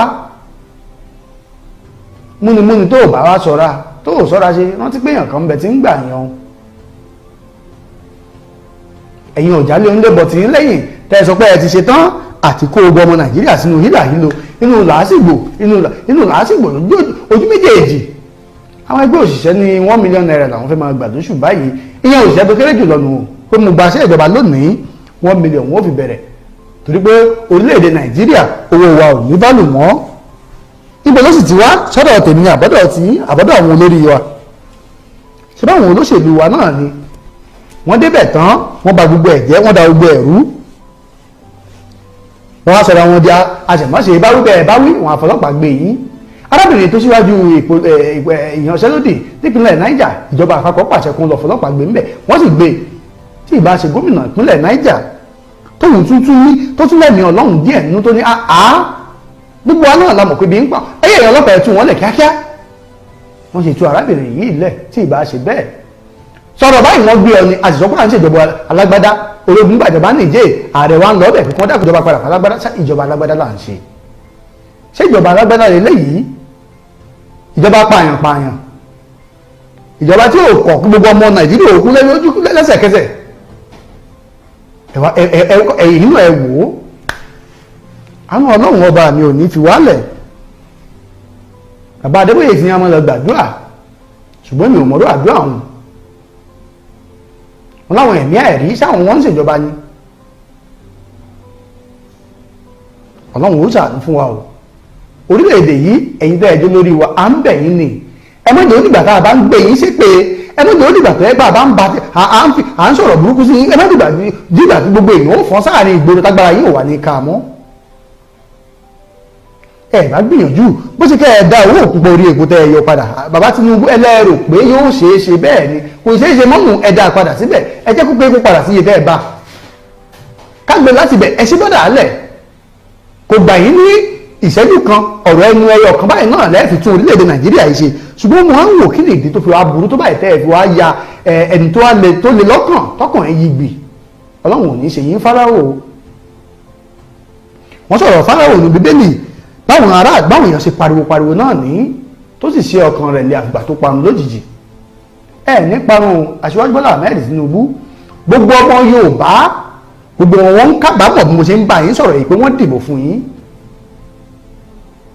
gbogbo ọmọ Yorùbá pátápátá lójú ń tì tá a lè lanu sọ̀rọ̀ torí pé ìran Yorùbá ló ń forílẹ̀-èdè Nàìjíríà jẹ̀yà tó tẹ́lẹ̀ yìí àwọn ẹ̀yà míì ti ṣe ìyà òjẹ́ wọn tó báyìí gbókànràn Yorùbá abẹ̀rẹ̀ sí dàrú ìgbà Buhari ṣe à ń sọ pé torí pé ó jẹ́mọ̀ Fúlàní ni ó jẹ́mọ̀ kinní kan ni Yorùbá wá débẹ̀ tán ó wá burú ju tàtẹ̀yìnwá lọ ọlọ́run ó ṣàánú fún wa o ọlọ́run ó ṣàánú fún wa o ọlọ́run ó ṣe àánú fún wa Tinubu àti wọ́n àtàwọn àsọmọgbè rẹ ẹ bẹ̀rù ọlọ́run o ìyà yìí pọ̀ o ìrẹsì ti wọ 80,000 báyìí báwo lẹ ṣe fẹ́ káwọn ọmọ Nàìjíríà ò ṣe iṣẹ́ tẹ́ẹ̀ fi bá rú bìkan tẹ́ẹ̀ fi ń rú wẹ́rẹ́wẹ́rẹ́ tẹ́ẹ̀ bá tètè pa yóò padà lánà ni o yóò lànà tó bí yóò wá jó débi pé agbára tí yóò wà ní kà mọ́ ẹ wò ó lórí ètò yìí ètò wa ọ̀rọ̀ tó ń lọ ibi tá a gé nǹkan tí mo fún tọjọ́ ọ̀tọ̀ nínú torí tá a bá ní ká máa sọ̀rọ̀ yìí lọ tọ́rọ̀ tá a bá ní bẹ́jọ́ ò ṣe gùn láà ṣe dáná ẹ̀ ó ṣe jẹ́ ká dáná sùn lé ẹja àfilẹ̀ báwọn Ọpẹ́yẹmí Oyèwọlá ọmọ wọn ń gbòòwò mọ̀rẹ́ alágbàdo òde ọmọ àtàpẹ́tẹ́ ní òǹgbẹ ẹbí náà á tún pàdé tó bá di ní ọ̀la lórí àkọ́tún ètò ìtẹ́ bá wo bí ara mi ṣe ń ṣe mí báyìí àánú abiyamọ ó ṣe yín gbogbo ọmọ Nàìjíríà wá di ẹlẹ́wọ̀n nínú ilé ara wọn a lè jẹun a lè mu àníwọn àlùmọ́nì àwọn kan wọ́n ń dá a lò ó kù yín ó kọ́ lọ́hùn agbèrè mi ṣe tán rẹ̀ ìdáró àlùkò mi ṣe tán rẹ̀ ní òkòṣù lékèlékè èmi ṣe tán rẹ̀ lẹ́ẹ̀kẹfún tó bá tún di ní ọ̀la á tún pàdé lórí àkọ́tún ètò yín ètò wa ọ̀rọ̀ tó ń lọ kó tó dìgbà náà nǹkan ire lójú owó orí o ire lójú èmi àti yóò máa rí ó dàbọ̀.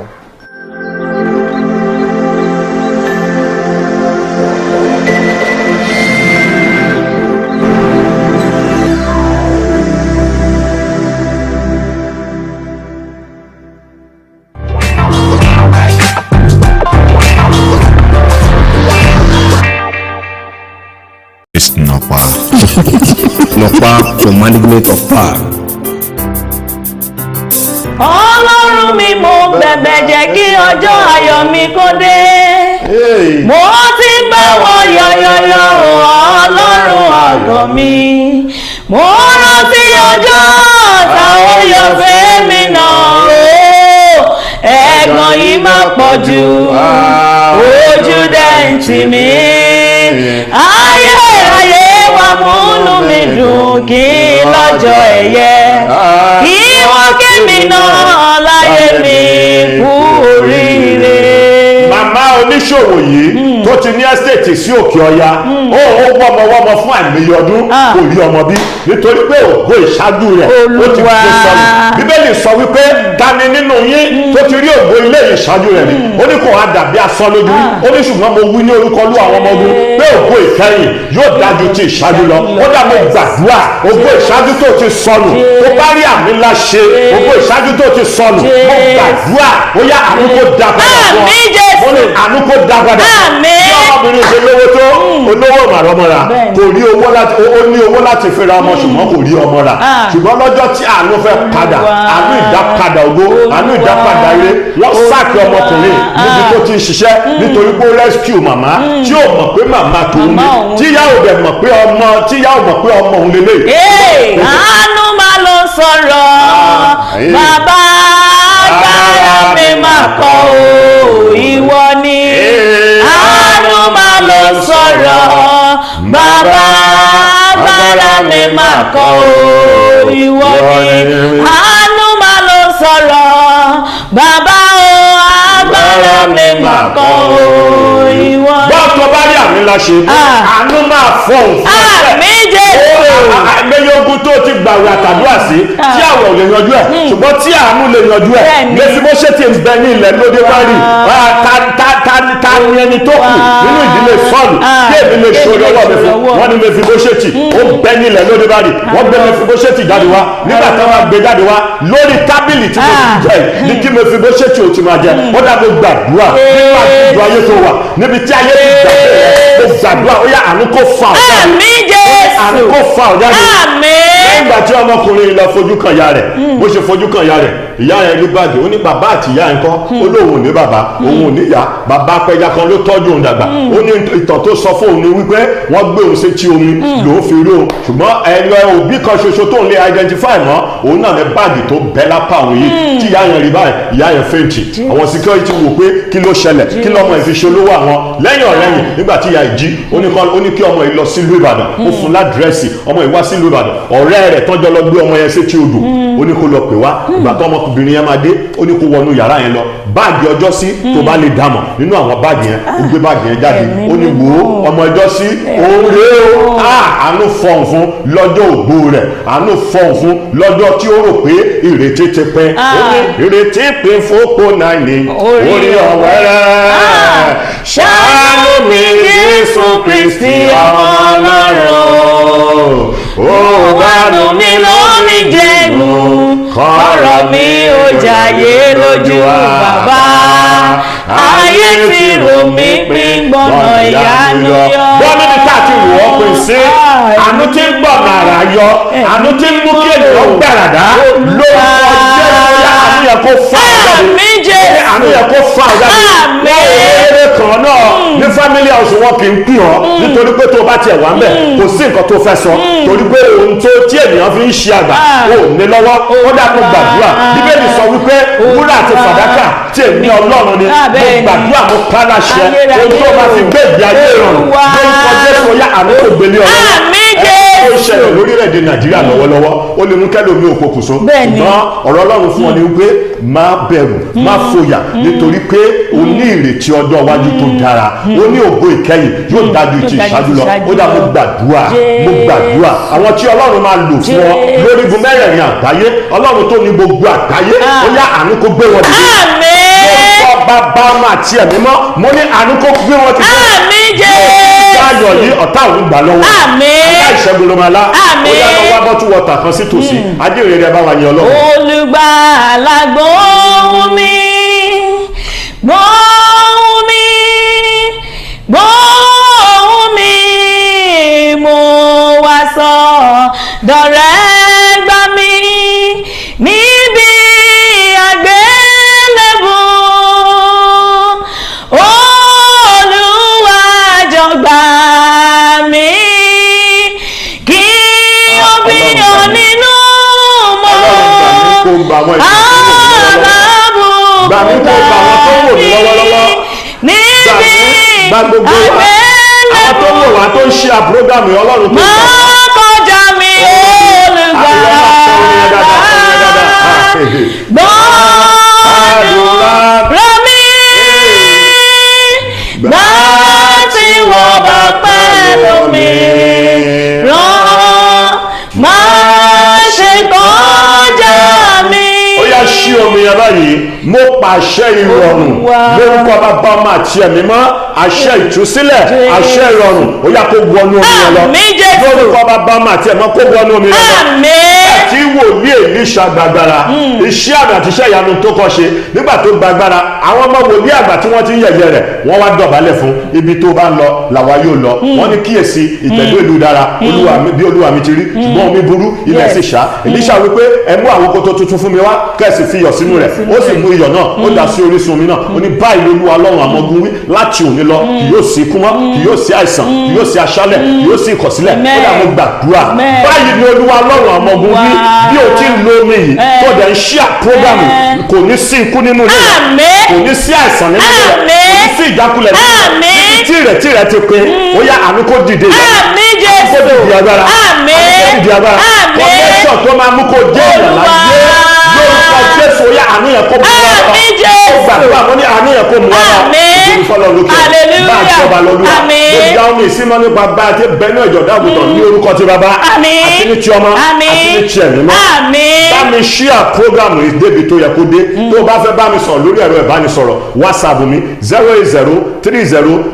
08030934845 ajínrere ẹ bá wà. má gbọ́ àdúrà mi bá mi ṣe kí lè rògbòlò láyé wá gbọ́ àdúrà mi o bá mi ṣe kí lè rògbòlò láyé wá gbọ́ àdúrà mi bá mi ṣe kí lè rògbòlò láyé wá gbọ́ àdúrà mi o bá mi ṣe kí lè rògbòlò láyé.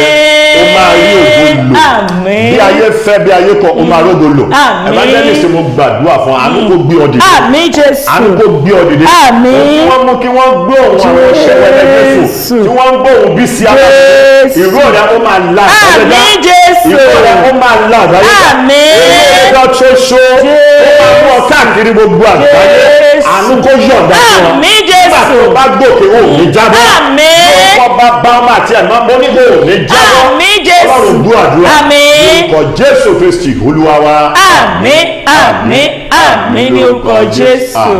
Àmín títí ọjọ́ mẹ́jọ tá ó tún fi parí ọ̀pàdé ire o.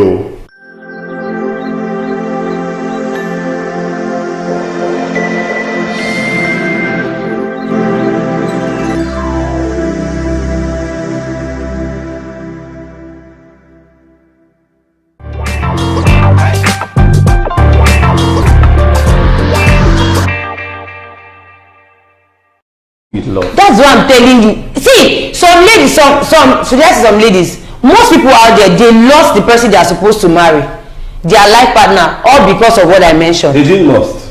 All because of what I mentioned. I know, but it's not like they lost. They have this feeling that this person is the person I'm connecting with.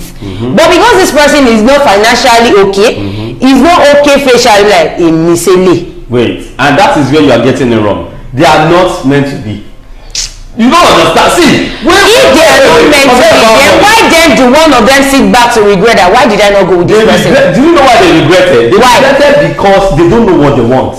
You see, when you don't know what you want, you always miss everything. Everything will not be okay for you. You don't understand. See, there is a way you can be contented with everything. I am contented with anything that comes my way. You understand? Okay, I met you as a lady. Fine, you cannot get to know the person you married with, or you get married, or you are in a relationship until you cannot even know till you die. You keep learning every day. You understand? Obviously, you get to know each other every day. Every day, but there is something that will keep you going. Natural love.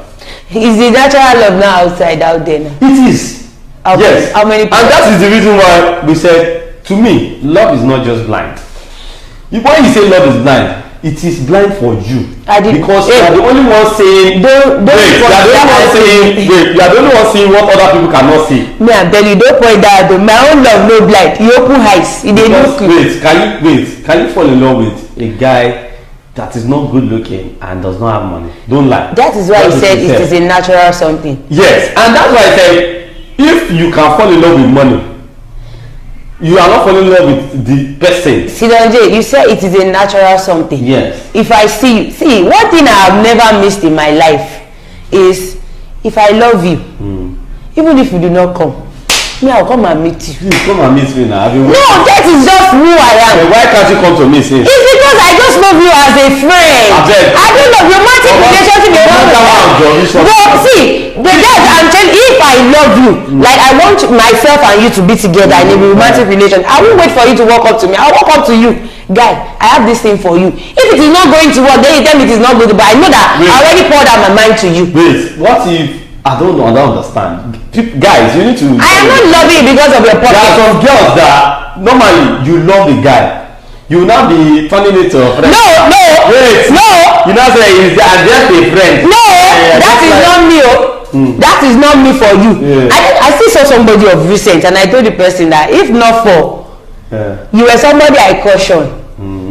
It was still a crush. You never graduated. It had not graduated to love. Okay. So I was still crushing on the brother. You like that person? No, I told the person. That's why if I see you, I like you. I walk up to you. I like you. I love you. So because you don't love me truly. I love you as my genuine friend. They play my fans. But not as a romantic partner. They play. Alright guys, if you're just joining the live, so let's talk on WYTV. And I'm asking this question, I'm directing it to you that is watching me. Is love really blind? Because now me, I'm blinded. It's past tense. I can see you are easy I was blinded. You are easy extra to. I'm telling you. Because now if I want to date anyone, I must see the person I'm dating, know you in total, know everything about you before I can say, okay, your love no blind no. Blind the the open eyes. Because people do just to keep. My own that word using that was like a way of manipulation for me. You are manipulating somebody. And they say love is blind. You to Boju. Love is blind. Boju where? Well, you know that the kind of woman she's a glutton. Anywhere you go, she can eat for Africa. You understand? You don't say, and she has been doing this and embarrassing you. Like she has, let's say she did it 3 times consecutively. Yeah. So you were not like, your friend was not like, oh, if you're more leave this girl. She's so embarrassing. I like her like that. Oh, love is blind, Jerry. You say now when they see all those things. You don't know what they see for our body. My own is just, my submission is why they say love is blind is you become blind to all of their mistakes. So any day you are able to pick that person's fault, you're blind, your love has opened her eyes or eyes. See, this generation is not meant for love is blind. Because if you meet a girl today, to be sincere, they will look at you from head to toe. How much are you? A girl can judge you, can use a day dressing. It's not even a day dressing. What phone are you using? I'm telling you. That is the most annoying thing for me. I don't understand. Somebody that is using Nokia 3310 can actually be a billionaire. You won't know. And somebody that is using iPhone 15 Pro Max can be poorer than the church rats. You won't even know. Well, in the comment section, Banjo Princess says, well done, Sidonje, well done, Odunayo. Thank you. My own love, not blind though. This is the reason for most divorce. Yes. Can you imagine? I'm about to get there. To be sincere, most people, they don't really, what you want in a relationship, let your partner state it out. Let your partner know about it. This is how I want you to dress. This is how I want you to talk. If you're out, this is what I want you to do. Simple. Don't use this word for me. I won't use this word for you. Let's come to conclusion. Like, let's sit down on the round table, talk about it. Alpha. Why do you dress like this always? Why do you like putting on this? Why do you like putting on that? In my relationship, babe, if I dress, I want you to always compliment me. If I wear something that is bad, tell me. I'll go into change. But these days you hear, I want to wear something spaghetti. There is it. You know, you know that there is it. That because there is it, you now wear singlets.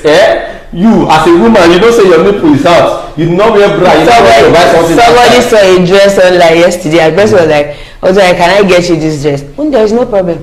As far as it is the two of us that will go out together. So that if they abuse you, I'll just owe you, turn you. They chop out together. Well, that's the truth. To be sincere, love is truly blind. Let's be sincere. Yes. Love is truly bad because... So you accept me that love is really blind? The reason why I said it is... I've seen some girls that can go to any extent... Any length to make sure their spouse or their partner is happy. Yeah. A guy, I know one guy like that. This guy, he did not have anything doing. No job, no handiwork. Just sleep, wake up, go to the street. Go and argue about football. Messi, Mbappe, come back home. You understand? That's the lifestyle. And this lady keep loving him like that. And I was asking myself that. And there is nothing attached to it. I don't understand. The girl just said, I love him like that too. Wait, if I had to check the history, mostly, if you would agree with me, mostly this thing happen based if these ladies don't, men do leave them all of their relationships. Yes. So they just want to be with someone. Let me just stay with somebody. Let them just know somebody with me. But that's not happiness though. That means you're faking it. You wouldn't know she is faking it. She is the only one that knows that she is faking this relationship. But based on her history, based on what has been happening to her, probably she's this kind of person that she has something doing, she has this money coming to her hand, and guys see her as if I marry this one, she will dominate on me. They keep on leaving her. So she would want to settle with anything that comes her way. Well, to be sincere with you guys, things of the past is for the past. Yes, things of the present. This generation, this time around, forget it. Our eyes open. Things don't change. See, I know the year Christmas. My eyes open. Let's get to know that there are some things in relationship now that we need to talk about before going deep. That is why there is courtship. That is why there's from dating to... See, our courtship not due for our generation. Let me just be our own from dating to will you marry me? From dating to pregnancy, not time. Most weddings, you will see pregnant wife. That's it in our generation. Everybody's getting married because they don't have choice. You don't understand. What next? I see some weddings that after their wedding is 9 months on the dot, you see the wife delivering. How did you do it?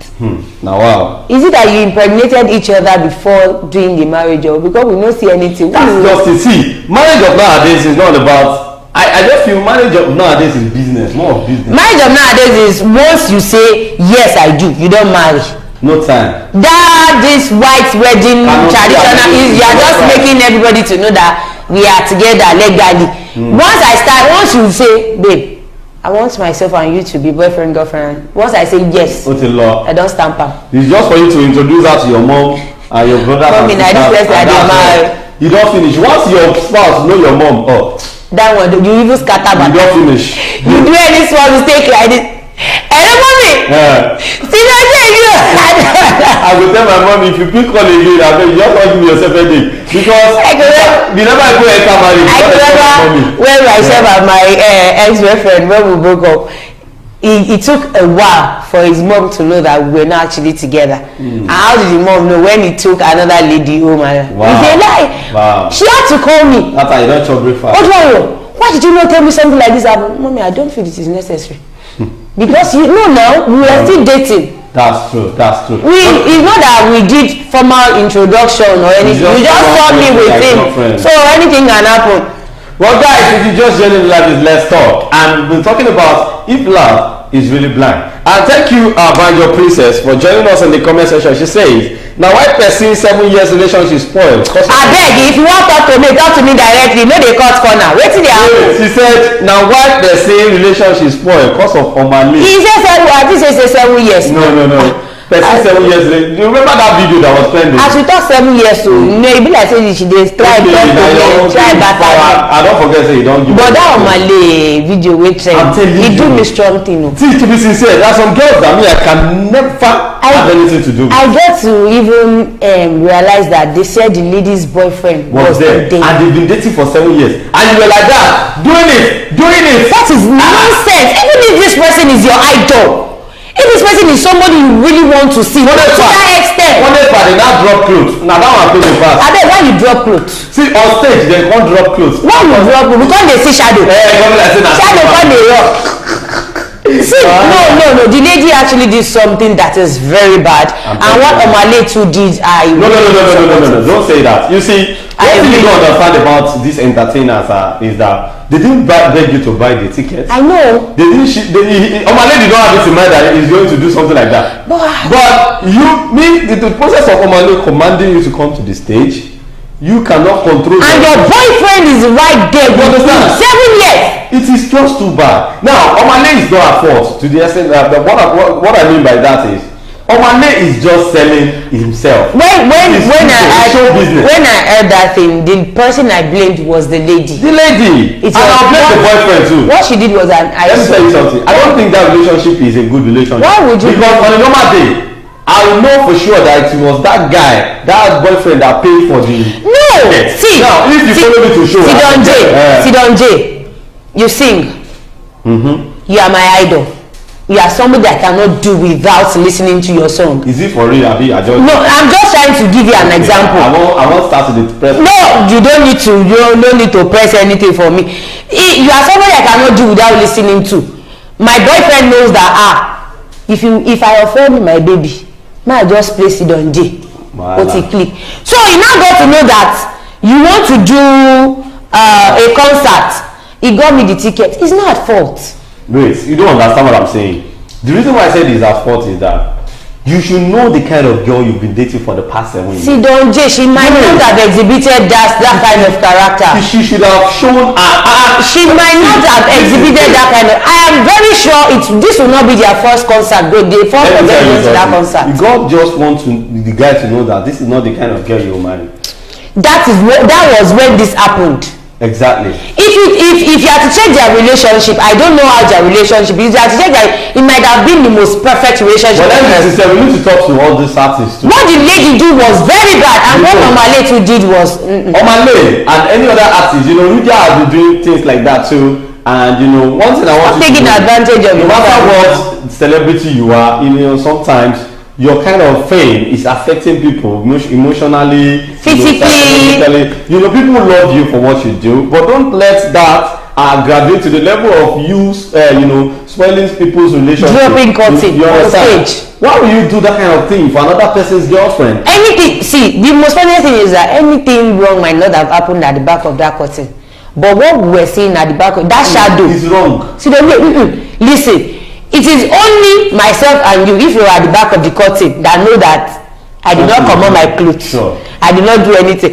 But what we were seeing at that shadow that was moving, that actually looks like she's not wearing anything. Can you imagine? So how would you justify it? That is the definition of you go explain tire. No evidence. To me, in that sense now, love is blind because that guy is blind. The guy eyes open. The guy's eyes open already. Alright guys, this is already on the show today. Don't forget to follow us on all our social media platforms. On YouTube, TikTok, Facebook, Instagram, X at Wisdom Yard Online TV. My name is Ahmed Abbas Olatunji, but you can call me Sidonji Omoyaga, the only idol on Wisdom Yard Television. Thank you, Odoye, for joining on the show. Thank you for having me. And thank you, Omale, for making our day.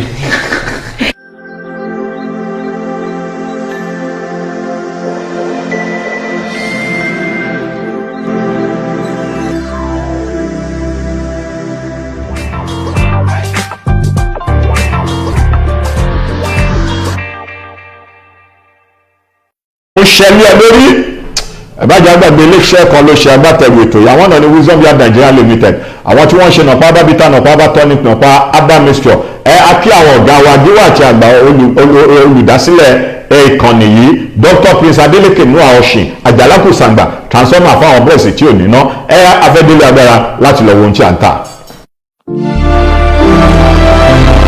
bí mo bá ti kú kò yí Ọlọ́run nípò padà. ìgbà ìbẹ̀rẹ̀ nìkan kàn fún àmọ́ ẹ̀ lọ́pàá abánisọ̀rọ̀ ẹ máa mú ilé ìpínlẹ̀ bọ́ọ̀lì kìí ẹ ṣáà ìpè ló fẹ́ ẹ̀ tó ṣe kí ni mo gbé bọ́ọ̀dì owó tí bá lọ àkọ́kọ́ ọ̀hún kristu àmọ́dá kìí sẹ́rù pé ìjì mo lọ mẹ́rin márùn kílẹ̀ pé wọ́n bá ti lẹ́yìn aládàáṣe àwùjá àwùjá ọ̀pá. bí ó bá sí wọn kò sóhun tí mo lè ṣe. The manipulate of power. ẹ káàbọ̀ padà sórí ètò yín kan ètò ìjíròrò lètò ètò ní ìjíròrò láti lè kàn ní amóhùnmáwòrán Wisdom Yard Television àwọn iléeṣẹ́ tó ṣe agbátẹrù ètò yìí àwọn náà lẹ ti rí ìpolówó yẹn àwọn ni wọ́n ń ṣe nàpá abábítà nàpá abá mixture nàpá abá tonic nàpá abáku ànàpá abá flusher ṣẹ́rí tonic yẹn a máa fún ènìyàn lẹ́jẹ̀ a sì máa fọ ìdọ̀tí tó wà nínú ẹ̀jẹ̀ a máa fọ ìdọ̀tí tó wà nínú ẹ̀jẹ̀ kúrò ẹ rí nàpá abá flusher yẹn ìyẹn á fọ gbogbo ìdọ̀tí tó wà nínú ikùn á fọ kúrò nàpá bítà yẹn ìyẹn máa ń neutralize ó máa ń fọ ṣúgà jáde kúrò lára a sì máa mú kí ọmọkùnrin kó jí pépé ṣe wá rí kùlù yẹn bóyá oní rheumatism gbogbo ara ríro ríkèríkè ara ń ru ẹ tó bá ti mú ìdérí kan tó kàn fi sẹ́nu láàrin ìṣẹ́jú bíi márùn kó tú dànù tó bá máa fi dọjọ́ kejì tó bá máa fi jí pé ilé ológun jí ẹ káàbọ̀ padà sórí ètò yìí kan ètò ìjíròrò ètò ní ìjíròrò pẹ̀lú èmi ọmọ yẹn ambassador Rotimi Orílùwà ọmọ wòlíì obìnrin lèmi jẹ́ ọ̀hún jẹ́ bí nǹkan tí mo ń sọ lọ à ń sọ̀rọ̀ nípa ìdojúkọ nínú ìgbéyàwó tí ìgbéyàwó bá wà tí ọkọ àti ìyàwó papọ̀ tó jẹ́ ọkọ nìkan ló ń ṣiṣẹ́ tí ìyàwó ò ṣiṣẹ́ àwọn ìdojúkọ tó bá jáde ọ̀pọ̀lọpọ̀ ìdojúkọ níbẹ̀ nígbà míì a máa mú ìpínyà bá ìgbéyàwó yẹn àmọ́ ilé tó ti tú lónìí lórí pé ìyàwó ò níṣẹ́ torí ọkọ yẹn ńgbà yẹn ìfẹ́ bu ẹ̀yin méjèèjì lójú àwọn tó yẹ kẹ́ ẹ ṣe àwọn ètò tó yẹ kẹ́ ẹ ṣe tó tó di pé ẹ wọnú ìgbéyàwó yẹn ẹ ò lè ṣe nítorí ìfẹ́ tó gbòòrò lójú ńgbà yẹn ńgbà tẹ wá wọnú ìgbéyàwó yẹn tán ẹ wá bẹ̀ sí ń tiraka lójijì nígbà tó ọmọkùnrin ẹ bá rí pé ẹ̀mí òun fẹ́ bọ́ ó ṣe é ṣe kó kẹ́rù jáde ó ṣe é ṣe kó bá yàwó ẹ̀dá kó sọ pé kí yàwó kú òlé torí pé ohun tó yẹ kó jẹ́ bí amúgbálẹ́gbẹ̀ẹ́ fún egungun nínú ìhà rẹ̀ ó ti wá ń di ìrọ̀nú nínú egungun fún ó ti di ọ̀nú so ẹ̀yin obìnrin kẹ́yìn náà lè ní ṣe kẹ́yìn lè lẹ́nu ọ̀rọ̀ àwọn responsibility kan wà tó lè take nínú ilé what are the responsibility tọkọ ọba tí ì dé there are some things that you can put into measure foodstuffs ìtọ́nulé tó dẹ̀ mọ́ bọ́kọ ẹ ṣe rí that is why at times ẹ̀yin ọkùnrin náà ẹ máa finú hàn ìyàwó yín torí ọ̀pọ̀lọpọ̀ obìnrin ló máa ń complain pé wọn ò tiẹ̀ mọ ọgbà tí owó wà lọ́wọ́ yín yàtọ̀ sígbà tó wò sí lọ́wọ́ yín ọ̀pọ̀lọpọ̀ ọkùnrin tó wà lọ́wọ́ ìyàwó ilé ọ̀dún mọ̀ ìgbà tí ò bá sí owó báwo ìyàwó ilé ṣe fẹ́ consider tó ń bá tó owó wà lọ́wọ́ jẹ́ kí ìyàwó ẹ̀ mọ̀ pé mi sọ pé kó máa tọ́jú owó sọ́wọ́ ìyàwó ẹ̀ tó bá rí pé kì í ṣe àìdíyà má sọ pé mo dá ẹlẹ́kọ̀ọ́ níbẹ̀ torí o gbọ́dọ̀ define a style tó máa fi to inú ilé ẹ̀ tí ilé ẹ̀ máa fi tòrò tó wọ́n bá wà lọ́wọ́ ẹ̀ jẹ́ kíyàwó ọmọ bí a mú ní 30,000 lọ́wọ́ ó yá ẹgbà gbogbo nǹkan tó láyẹ kára nínú ilé ẹ̀rà nígbà tíyàwó ti mọ̀ ó ti ṣe ilé ìkíní lẹ́ẹ̀kejì lẹ́ẹ̀kẹta lẹ́ẹ̀bí mẹ́rin ó wá dọjọ́ tí wọ́n nílò nǹkan kan nínú ilé tí wọ́n ò rí ó wá pè ẹ́ ó sọ owó pọ̀ lọ́wọ́ mi ibẹ̀ ni responsibility ìyá ti ń bẹ̀rẹ̀ irú obìnrin bẹ́ẹ̀ ó gbọ́dọ̀ lè take up responsibility yẹn pé lásìkò yìí owó pọ̀ lọ́wọ́ ọkọ mi kì í ṣe pé nígbà tí ọkọ òun ti sọ pé kò sówó lọ́wọ́ torí pé òníṣẹ́ wà sọ pé ṣe bó mọ̀ pé mi ò níṣẹ́ mi ò ṣe kíní kan mi ò ṣe bá mi ò ṣàwo ìwọ ìyàwó ilé náà ìwọ ìyàwó ilé tó fẹ́ di ìyàwó ilé rẹpẹyẹ tó fẹ́ di ìyàwó ilé tí wọ́n ń sọ pé get inside tó fẹ́ di ìyàwó ilé tó yẹ pé o lẹ́nu ọ̀rọ̀ nínú ìgbéyàwó yẹn ìwọ náà gbọ́dọ̀ wá nǹkan kan bíbélì gan sọ pé ìgbàgbọ́ tí ò síṣẹ́ òkú ni prayer without work òkú ni ó gbàdúrà olúwa fún mi níṣẹ́ olúwa bùkún mi nǹkan kan ní ìbùkún yẹn máa ká mọ́ ẹ lọ́wọ́ ntó ń tà yẹn náà ní ìgbédìde ti máa wáyé lórí ayé ẹ ntó bísẹ̀sì tó ń ṣe yẹn ibẹ̀ ni àánú ti máa dìde torí tó bá ní nǹkan tó ń ṣe ìbùkún ọlọ́run kì í wá bẹ́ni tó ń sùn tó ń jí most of the housewives ló jẹ́ pé ìyàwó ilé tí wọ́n kàn ń sùn tí wọ́n ń jí irú wọn ni wọ́n máa ń pè ìyá alágbájá ń gbà wo ni mẹ́fà kọjá ládùúgbò ìyá alágbájá wọ́n lè wà nígbà tí àwọn ará àdúgbò yìí tún ń jà àwọn ìyàwó ilé burúkú àwọn ló máa tọrọ ìṣáná kiri ojú òtí ẹni tí obìnrin mi common ìṣáná a single matter you cannot afford to buy it ìṣáná tó kéré jù ó dìgbà tọkọ bá dé àbí wàá lọ sílé ìyá alágbájá ẹ lọ tọrọ ìṣáná ń bẹ wàá tọrọ ìṣáná ìwọ ló máa tọrọ magí ìwọ ló máa tọrọ iyọ̀ o gbọ́dọ̀ wá nǹkan kan ṣe an idle hand is the workshop of the devil ọwọ́ tó dilẹ̀ òun ni èṣù yálò ìyàwó létí òníṣẹ́ tó ẹ̀pọ̀ kan nìkan ló ṣiṣẹ́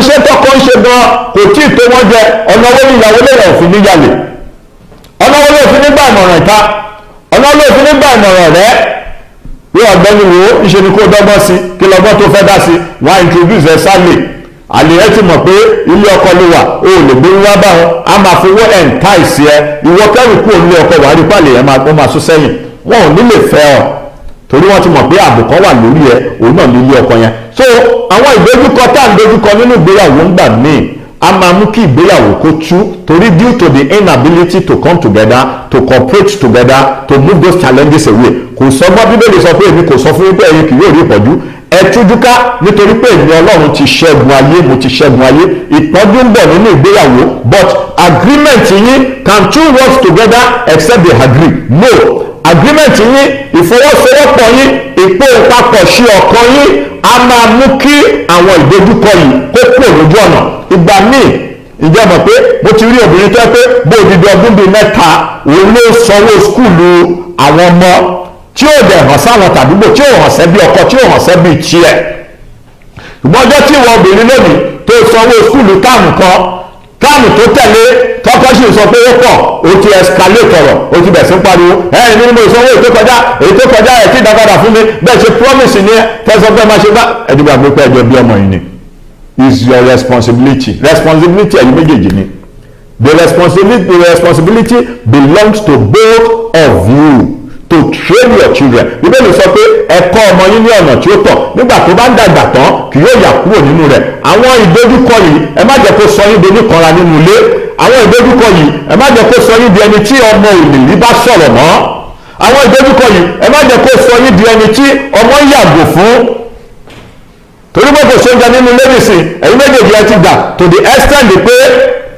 àwọn ọmọ tí wọ́n ń rí pé ara ti ń kọ bàbá ara ti ń kọ ìyá lórí ohun tí wọ́n rí yìí ojú àwọn ọmọ ẹlẹ́sẹ̀ tó ń pariwo mọ́ra yín tẹ́ ẹ̀bẹ̀ sí ń jà tẹ́ ń sọ̀rọ̀ tẹ́ ń sọ ohun tó wù yín tó yẹ kó rí bẹ́ẹ̀ ẹ wo àwọn àwòrán tẹ́ ìwé lójú fọ́nrán yẹn tí ìgbéyàwó bá ti rí bẹ́ẹ̀ ìgbéyàwó yẹn ti ń lọ sí climax o bí bàtà bá ti ń dún ládùúgbò bàtà yẹn ṣe tán tó fẹ́ yani ẹ gbọ́dọ̀ jọ come together you must come together reason together even when God wanted to create man when he wanted to create that man in the garden of Eden God called the host of heaven ohun àkọ́kọ́ tí ọlọ́run ṣe nìyẹn ọlọ́run dá igi ó dá ilẹ̀ ó dá yẹ̀pẹ̀ ó dá òfurufú ó dá sọ́mọ̀ ó dá ìmọ́lẹ̀ ó dá iyọ̀ ó dá gbogbo àwọn ẹranko tó wà nínú igbó but nígbà tó fẹ́ dá ènìyàn he called the host of heaven come let us come together let's reason together ó dá ká dá ènìyàn ní àwòrán ara wa tí ó dàbí tiwa àwòrán ọlọ́run ni wá so ẹ̀yin méjèèjì ẹ gbọ́dọ̀ pawọ́ papọ̀ come in agreement nígbà tí èṣù bá fẹ́ gbé sínú ìgbéyàwó rẹ̀ wọ́n ní àwọn ọmọ ẹ̀yìn ń béèrè lọ́wọ́ Jésù ta ló ṣe yìí Jésù ní èṣù ni ọ̀dà kí ló ṣẹlẹ̀ àwọn nígbà tí ọmọ ènìyàn sùn ọ̀tá rẹ̀ wá ó fún èpò búburú sínú àlìkámà ó sì bá tirẹ̀ lọ ẹ má fi àyè sílẹ̀ fún ọ̀tá láti fún èpò sínú àlìkámà yín láti fún èpò sínú ìgbéyàwó yín láti fún èpò sínú òkú yín láti fún èpò sínú ayé àwọn ọmọ yín. That is why you need to come together. Ọkọ kó finú han aya rẹ̀, ìyàwó kó finú han ọkọ rẹ̀. Bíbélì sọ pé ọ̀kan náà ni yín, ẹ kì í ṣe méjì. Lọ́jọ́ mẹ́jọ máa sọ nípa ìdojúkọ apá kejì. Ìdojúkọ apá kìíní làwọn yìí kò sí ọgbọ́n bí ìgbéyàwó ṣe lè dùn tó. Àwọn tó wà tí wọ́n lówó tí wọ́n nífọ̀n tí wọ́n lè kánná torí most of the problems we are having today ni pé torí pé kò sí owó, that's most of the problem. Àwọn kọ́dà wà tí wọ́n lówó tí wọ́n nífọ̀n tí wọ́n lè kánná tẹ́ pé ìdojúkọ wọn kì í ṣe nítorí pé wọn ò rí jẹjẹ, kì í ṣe torí pé wọn ò rí mímu, kì í ṣe nítorí pé wọn ò rí ná, kì í ṣe torí pé wọn ò rí nǹkan tí wọ́n máa fi wọ́n rí owó, wọ́n ní ọlá, ṣùgbọ́n nǹkan kan wà nínú ilé yẹn tó ń bá fún àwọn méjèèjì. Táwọn méjèèjì ò bá dẹ̀ come together kò ṣeé ṣe fún wọn láti borí ìdojúkọ yẹn. Ó dá mo gbàdúrà fún èmi àti ìwọ pé àjọ máa borí ìdojúkọ yẹn ni. Ẹ má gbàgbé láti bá wa pín fọ́nrán yìí, láti bá wa share sí gbogbo ibi tó yẹ kó dé. Ẹ share fáwọn ọ̀rẹ́, ẹ share fáwọn ẹbí, ẹ share fáwọn ará. Fún ẹ̀yin tó fẹ́ pè mí àfẹ́fẹ́ bá mi sọ̀rọ̀ fún counseling, fún ìfọ̀rọ̀wérọ̀, fún ìjíròrò lórí ohun tó ń là kọjá lórí ìgbéyàwó yẹn, ẹ pè mí sórí 08030934845 08030934845. Àjọ sọ̀rọ̀ kájọ sọ àsọyépọ̀. WhatsApp nọ́mbà mi náà nìyẹn torí àwọn nǹkan kan kéékèèké wà tó yẹ pé ó ní ìdàbójútó tí wọ́n ò dẹ̀ kà sí tó lè mú kí ìgbéyàwó kó ṣubú dànù, tó lè mú kí ìgbéyàwó kó forí ṣọpọ́n. Ibi tí ẹni méjì bá dẹ̀ ti jà koríko ibẹ̀ ló máa ń faragba. Who pays the consequence? It's the children. Once there is divorce in the marriage, the children suffer the consequence. Èyí tí bàbá jókòó tí ìyá jókòó tẹ́ ń pawọ́pọ̀ láti bá ọmọ wí. Mọ́mì ọmọ tó máa gbọ́ràn agbọ́ràn o. Dádì ọmọ tó máa gbọ́ràn agbọ́ràn. Olùfẹ́ ọmọ tí ò ní gbọ́ràn ò ní gbọ́ràn o.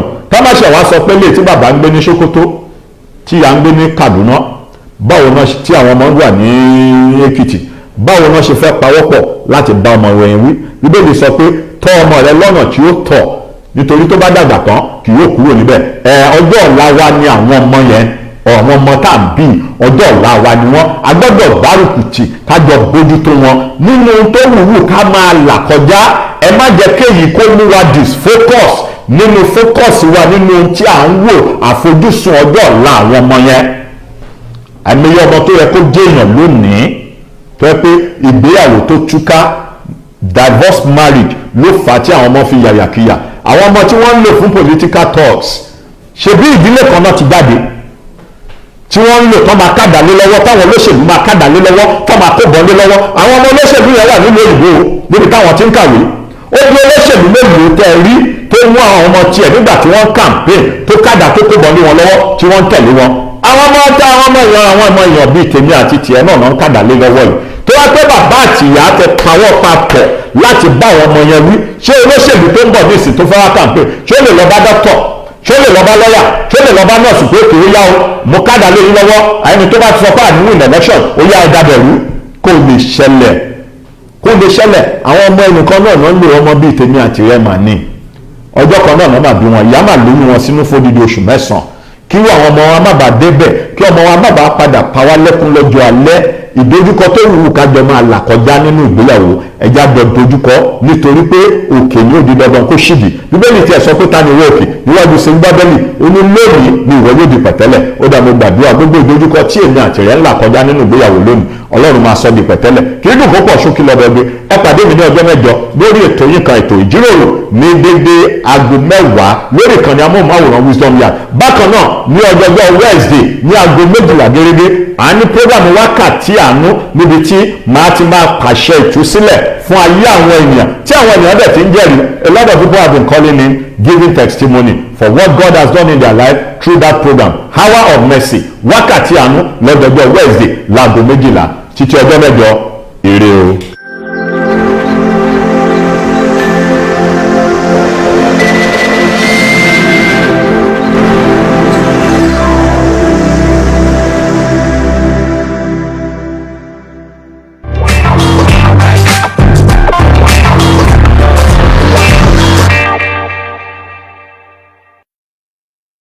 she could not even get closer to where the president even with the fact that there was a pastor that made the revelation that she's going to do well in the at the end of the day, what happened? You see, let's give the president, I want to urge the Nigerian, let's give the president let's give him a patience, because let me tell you this, there's an idea that says before the good will come out and be meaningful to us. What happened? The good might have went through fire.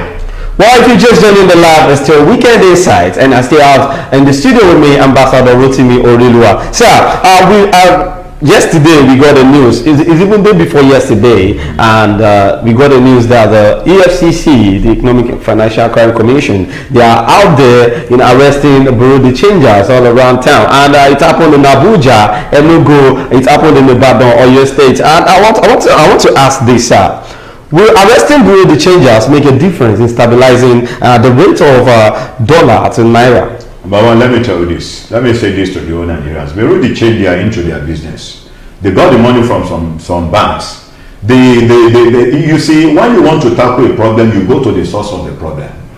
There's no problem without the source. When you tackle the problem and the inflow of the problem, automatically the problem will see persist and remain the same. So you have to go to the main source of the problem. What's the main source of the problem? Who are those in question that has been giving this bureau de change, the dollars? Who are those people that have been giving them those nairas? When you take your dollar there, they will change it they convert it to naira for you. When you take your naira there, they can convert it to dollar. Who are those in question? Those that are there in question must first be apprehended. After them be apprehended, the inflow of the dollar, how the naira is being useless today, wouldn't have been like that in existence. So arresting them doesn't really change the situation. So when you arrest them from morning till night, at the end of the day, they might not come out to show their physical business because of those customers that have known them, they know where to get them, where they are going to take their money. Exactly. But it was said by someone in the House of Assembly today that the government, or I think one of the things they need to do is to stop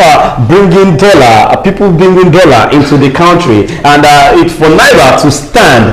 They should try as much as possible to make naira important in the face of any other person that is coming into Nigeria. That means if you are coming into this country, you have to buy naira in your country, then you bring your naira in instead of bringing dollar. Then another thing he said was that the federal government should try as much as possible to be getting things. If there's any need for them to import anything into Nigeria, they should buy it with naira. They should not trade in dollars anymore. So sir, what are the importance? Let's leave dollar aside, because the whole of Nigeria, some people don't even know the reason why when dollar rises, it will affect almost everything in Nigeria. The commodities will just change, the prices of things will change. Yes, sir, I want to ask, talking about the countries that the states that are out of ECOWAS, that they are withdrawing out of ECOWAS, I wanted to say, because today the president and some other states president had a meeting due to the crisis going on in the ECOWAS. So what are the importance of Burkina Faso, Mali, Niger that left the ECOWAS? What are their importance to Nigerian economy? Because now people are saying maybe the president should try and talk to them so that they can have a solution on how to bring them back into ECOWAS, and it will favor Nigeria economy. Listen to me. You see, a round peg inside a square hole, it doesn't work. You see, all this Burkina Faso, Niger Republic. Niger Republic was very closer to us. We share a border with Niger Republic. Those that are closer to that border, for instance, now this what's the so-called country very closer to our place? Yeah, that's the Cotonou Benin Republic. Benin Republic. They are very closer to us. Yeah. There are some set of people that share border with the Benin Republic, like we have the Diroko there. We have the Senegal. Yeah. Likewise, we also have those people, those states. There are some states that share border with the Niger Republic. Now, when you look at it, we are both brothers and sisters. Exactly. For them to have pulled out of ECOWAS, what are the civilian rules that is not working for this country? Why is it that military is coming out to take over the country? Now look at what happened in Nigeria. 2 days ago or yesterday, the military came out that they are going to go after those people that are calling for military intervention. All the time that you see them saying it up, do you know if the group has been going on secretly? That's true. Look at one of the military personnel that came out from Sambisa Forest after 9 months that says he wants to go and visit his family. On getting to the box stop, well, the transport fare was about 35,000 naira. The salary was 50,000 naira. That he had to go back to the bush. Look at this set of people that are inside the bush, working tirelessly, securing Nigeria. Their salary is very poor. How do you think this set of people will get strength to go and face the insurgency? Now, let's come back to ECOWAS now. ECOWAS, there is no how that we will not need each other. We need ideas, we rub minds together for the betterment of Africa. And we've been doing business together. Yes. And that this thing that happened, for them to stop and trying to remove themselves from ECOWAS. It's actually affecting them. It's affecting them. They are affecting the rest of the ECOWAS. Exactly. But they are trying to see like, okay, there will be a day we need to have our own freedom. Instead of sanctioning them, you know, a military man will always be a military man. Instead of a military man to surrender, he will rather kill himself than surrendering. You were just telling them, enforcing them, placing sanction on them. If they are not ready to change government, this is what is going to happen. Why don't you look into what the civilian rules, the democracy rules are doing there that makes people to call for the military intervention? Number one, the last coup happened I think in the Niger Republic. Do you know when the military intervention came in, when they took over the power, the whole country were coming out jubilating. Why are they jubilating? Automatically the system of democracy is not working for them. So when you look at African leaders, generally, it is Africa that I see that their leader will want to die in the post. Even if they are sick. Well, if you just joined in the live, it's the Weekend Insight on WYTV. Let's go on a short commercial break. When we're back, we continue with Ambassador. Don't go nowhere. Stay tuned. When life breaks into the beautiful splendor of nature, and the kids can't just resist the temptation to explore to its zenith with the full assurance that the perfect backup is on the way for a perfect refilling. Nokpa, we always come to the rescue anytime, anywhere, any day, anyway, anyhow, round the clock. Your family just can't get a better companion aside Nokpa. Nokpa Abba Mixture, the family's best bet. With Nokpa, healthy living is guaranteed for me and my family. With Nokpa for management of power. Inside. So, still talking about the ECOWAS. Today we got to know that at least 16,000 liters of petrol was being they arrested some gang, some group of people trying to smuggle petrol out of Nigeria to Niger Republic and Cameroon because the business is growing well because they are lacking petrol and some other commodities in that country. But then they had to apprehend them today. The news came out today. So what do you think? Do you think this thing that is happening, I feel is still some government officials that is in the bottom of these smugglers, because those smugglers, they are working for some government officials that have power from the northern side part of Nigeria. There is no amount of security measure that can stop some smugglers. Do you know how long smugglers has been existing? Now, when you look at Cotonou, that's the Republic of Benin. Exactly. They closed the border, they shut the border, where those rice were coming into Nigeria. Are you telling me we don't have foreign rice in the market? Where are those ones coming from? Even the so-called administrative chief, the president in question now, are you telling me the president in question, the sitting president, is eating a grown Nigerian rice? That's true. You understand what I'm saying? They stopped the importation of rice. They stopped they closed the border for the rice not to come in, for foodstuffs not to come in. Where are they getting those ones that they were eating? You could ask, because people that is into this business of rice mostly are from the east, and that's why most of them are happy that they are not joining the protest, current protest by Nigerians, and they said they are okay with anywhere Tinubu is taking them to. They are okay with anything because most of them claim they are not part of Nigeria. Again, they are just foreigners in Nigeria because they are claiming let's leave this Biafras aside. There was a video that went viral. They were trying to make mockery of this Yoruba and Hausas. I think it happened in Ladipo, where an Igbo guy called Yoruba people that are hungry, called Igbo Hausa people that are hungry. They had to be sharing money for them for food stores. You see now, you people that says Igbo cannot rule, we are the one feeding you. You understand what I'm saying? Exactly. Now let me tell you, when you look at the hardship in the surface of the country, for a man to stand out and say he wants to face the country, it is not an easy task. Because when you fight There's no how you fight a lion without a scratch on your body. That's true. There must surely be a scratch on your body. Exactly. When the president comes out, you remember when the past president Muhammadu Buhari came out, when he was campaigning, he said he's going to fight Kaba, he's going to do this, he's going to fight corruption. At the end of the day, what happened? If you can't beat them, you join them. He joined them. You know how many people that were being corrupted, that are embezzled the national cake that we have in this country during his own regime. Now, when this president came on board, do you think there is a way we have to fight the Kaba that the Kaba will not fight back? But I feel the best president that we could have in Nigeria is the president that can stand out to fight corruption to its peak. Now let's go back home. You have a wife at home. If you have a wife at home, do you think it is easy for you to take a decision without you being standing about the decision? The woman in the house, if the decision is so hard on now, you see the woman fighting back. Exactly. But you want to stand on your feet that I'm the head of the house. Whatsoever I say is the final.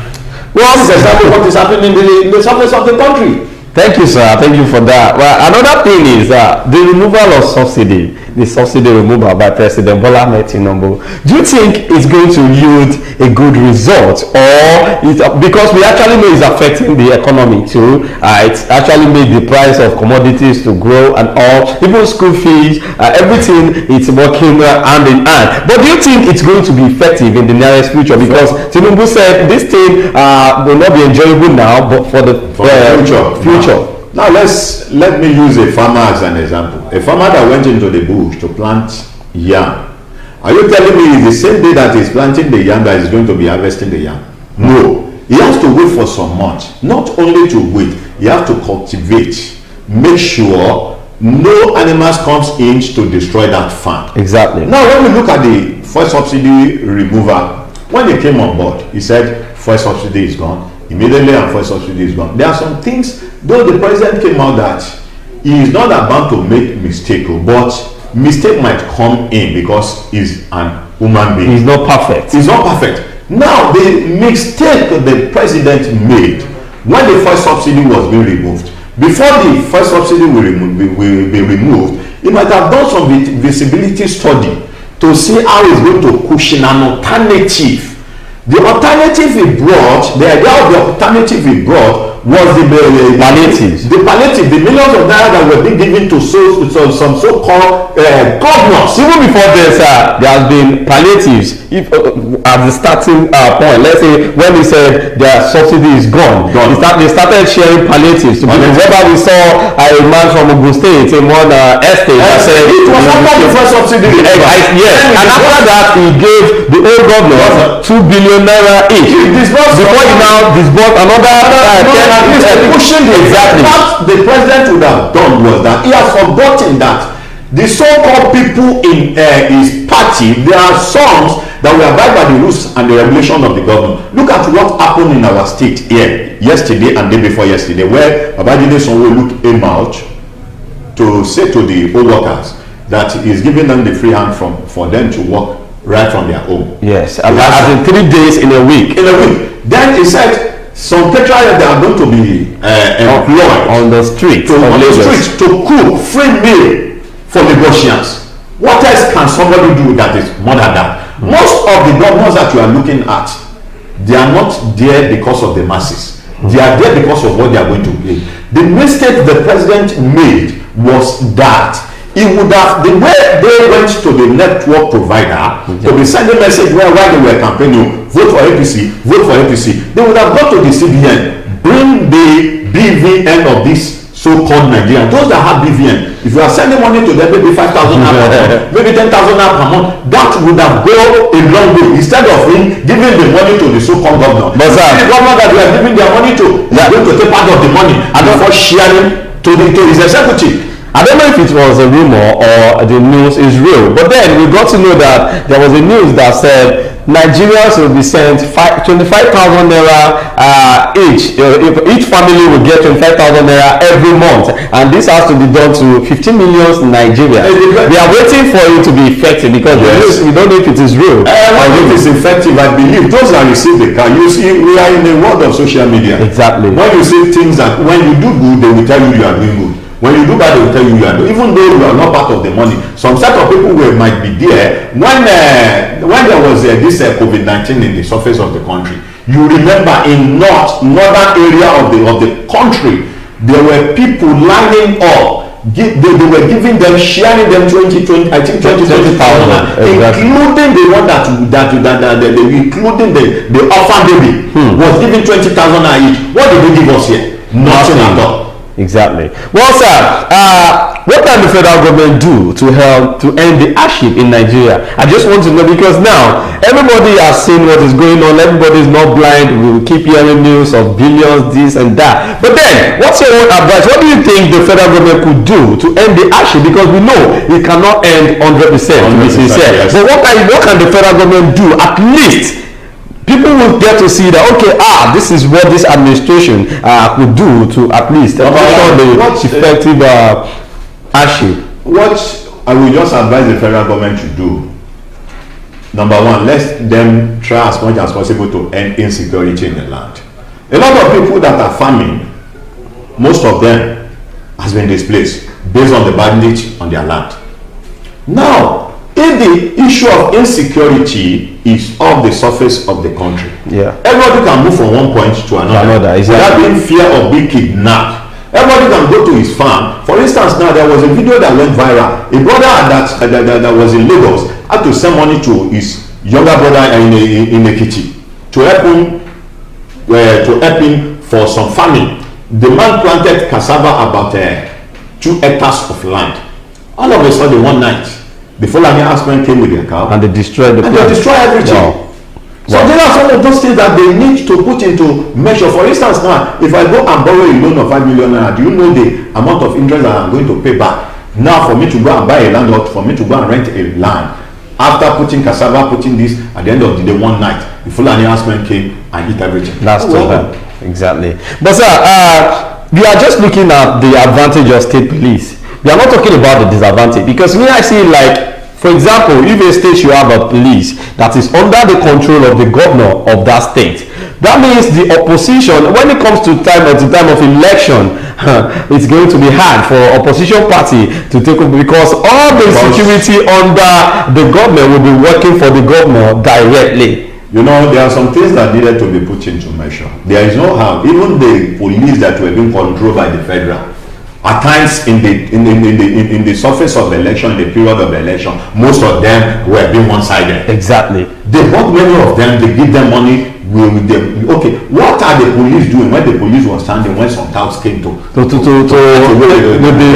box? That's exactly in Lagos. This Lagos, there was a bandit that came where the police were standing, where the military personnel were standing, where the ballot was catching away with the ballot boxes, with some Igbo guys that were there were chatting, ballot, this is not fair, this is not fair. Sir, I got an information that this is how they want to form the state police, like the Amotekos, the local hunters, the vigilantes, the civil defense. They are going to bring them together, like mix them and form a police out of them. That is exactly what they are trying to do now. But sir, I see a mistake in doing this, because sometimes, you know, even Amotekos and vigilantes, they are not in good terms, because sometimes Amotekos and vigilante, they were in good terms because it was from these vigilante guys that they brought Amotekun out. Okay. So people said, what about the OPCs? Are they going to be relevant in this forming of state police? If they truly want the OPCs, most of the people they are going to recruit, when you talk of where they say something about security votes. What are the security votes? People working tirelessly to see how the country and the state is being secured. Now, all this, you know, it depends on the governor, the sitting governor, to know the kind of people that they are bringing into the system, not novice. Most of these Amotekons, when you go deep, they might not come out to say it. We might have the OPC in their midst, because they don't write it on their forehead. Some of the vigilantes were there. Exactly. Now, on the issue of the state policing, they believe those people that knows the nook and corner of that state were those that they are going to recruit into the system. Well, thank you so much for that. So if you just joined in the live this weekend insight on Wisdom Yard Television, this is where we are going to be ending it on the show today. Don't forget to follow us on all our social media platform, on TikTok, YouTube, X account, Facebook at Wisdom Yard Online TV. My name is Ahmed Abbas Olatunji, but you can call me Sidon J. Thank you so much, Ambassador Oriluwa Rotimi, for joining us on the show today. We'll see you again next time on Weekend Inside. Bye for now.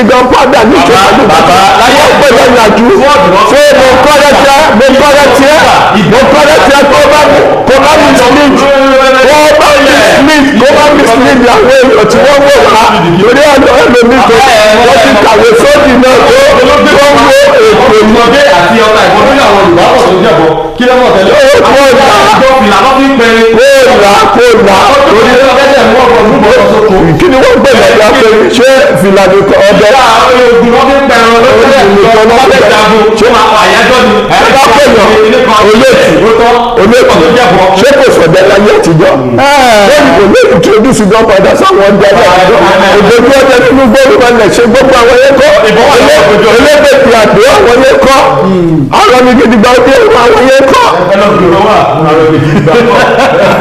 àwọn gbọ́dọ̀ ọmọ bọ́ọ̀lù.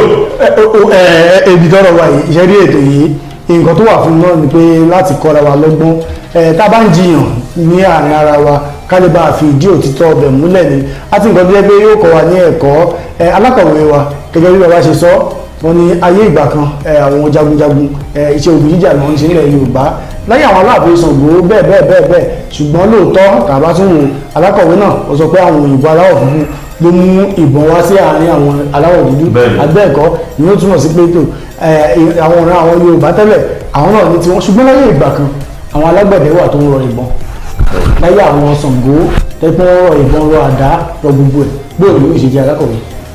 ẹ ṣe olótù ṣe rí tó bá sọ̀rọ̀ nípa ìbọn nílẹ̀ Yorùbá yìí tí àwa mọ̀ tí àdẹ̀ka tá a lè gbójúbà Yorùbá ò ń lo ìbọn wọ́n rọ ìbọn tó bá náà rọ ìbọn èmi ò mọ orúbọ tó ń rọ ṣùgbọ́n pé ìbọn ní kátírìjì pé ká lọ ká pa ẹranko ká pa ẹranko nílẹ̀ Yorùbá àwọn òyìnbó ló mú wá èmi ò rí nínú ìtàn Yorùbá mi gbọ́ ìdá àti ògùn ni wọ́n ń lò ìdá tí omi dẹ́yìn sọ pé wọ́n rọ ìbọn ẹ̀rọ tí gbọ́ olóòtú gbogbo èyí tí àwọn wà nílé lóko tẹ ẹjọ́ bẹ́ẹ̀ gbà wọ́n ṣe ẹni pé alákọ̀wé òṣèlú civility study ẹ̀ dáadáa nígbà tí wọ́n sọ̀rọ̀ alágbẹ̀dẹ tó wà láyé àtijọ́ wọ́n bẹ̀rẹ̀ ọkọ̀ àdá gbogbo ti alágbẹ̀dẹ rẹ̀ wọ́n máa rọ̀ bẹ́ẹ̀ ṣùgbọ́n nígbà yẹn locally made gun tí olóyìnbó ń pè tí òyìnbó pè ní mọ́ locally made gun tí èyí ní ìwọ ṣakabula làwọn pè nígbà tí olóyìnbó dé náà pè ní locally made gun ó sọ̀rọ̀ cartridge olóyìnbó ló introduce cartridge sí wa lóògbé tẹ́tà tún ṣe báyìí báwo tún máa yájú pé kẹ́ ẹ tún máa kí ìbọn yìí lọ. ẹ̀dà torí ìjọba àkókò iléeṣẹ́ kan ló ṣe agbátẹrù ètò yìí ẹ jẹ́ ká kàn sí wọn ní ẹ̀ka ìpolówó ọjà wa náà nígbà tí a bá dé padà á wá sọ ìyàtọ̀ tó wà láàrin àwọn ọba ayé àtijọ́ àti ayé tòde òní bàbá wa ń bẹ ń kalẹ̀ alákọ̀wé náà ń bẹ ń kalẹ̀ láti ṣí wa ní ojú lórí ọ̀rọ̀ yìí ọlọ́wọ́n ọba mi yóò kó ṣàánú fún wa alákọ̀wé ń sọ tiẹ̀ bàbá náà ń sọ tiwọn ayé ìgbà tí bàbá ó yàtọ̀ sí ayé alákọ̀wé ibi tí alákọ̀wé dé ibi tó ń jókòó sí yìí tó bá gbé kọ̀ǹpútà tó bá gbà mú báyìí olójú nǹkan tí bàbá yẹn lè sọ nínú ẹ̀.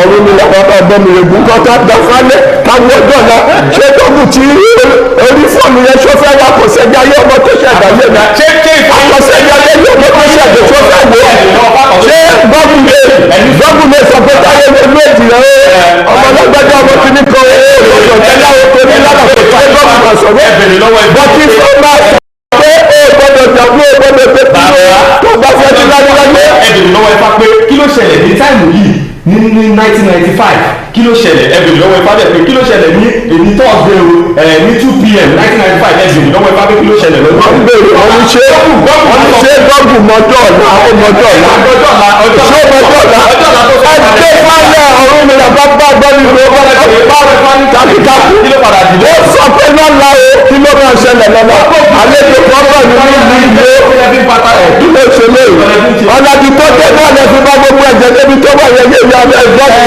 àwọn àjọ wà ní yàtọ̀ àwọn àjọ wíṣíkà tó wà wọ́n tún náà ṣẹ́ṣọ̀ wọ́n fi ń tún lẹ̀ orílẹ̀-èdè wọn ṣe. ìfọ̀lẹ̀ wo lè jẹ́ pọ́n yẹn ọ̀run náà bá bá gbẹ́nu ìwé ọ̀pá takuntakun ló gbogbo àwọn oṣù àwọn ẹni ṣe ń torí pé gbọ́gbù ọmọ ẹjọ́ ọ̀dà gbọ́gbù máa kọsẹ̀ jáyé mo ní gbọ́gbù tí fẹ́ máa kọsẹ̀ jáyé. ẹ̀jẹ̀ gàdé ọ̀tá gbé sínú gbọ́gbù ní gbọ́gbù tó jáde ṣé bẹ́ẹ̀ ni ọ̀nà tẹ̀ sínú gbọ́gbù pé nǹkan báyìí ni kò sọ. bẹ́ẹ̀ni bẹ́ẹ̀ni ẹ jẹ́ àkànṣe wọn ní ẹ̀ka ìpolówó ọjà wa nígbà tá a bá dé padà àwọn àtẹ ìwájú níbi tí a bá ètò dé àmójú ẹ̀rọ wa jẹ́ àkànṣe wọn nílé iṣẹ́ tó ń ṣe nàpá náà ń bọ̀ àti ìdè. Sweetheart.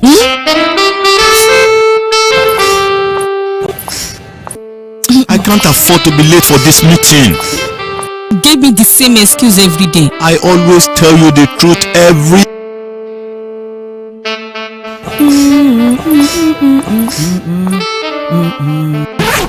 You know I will never disappoint you.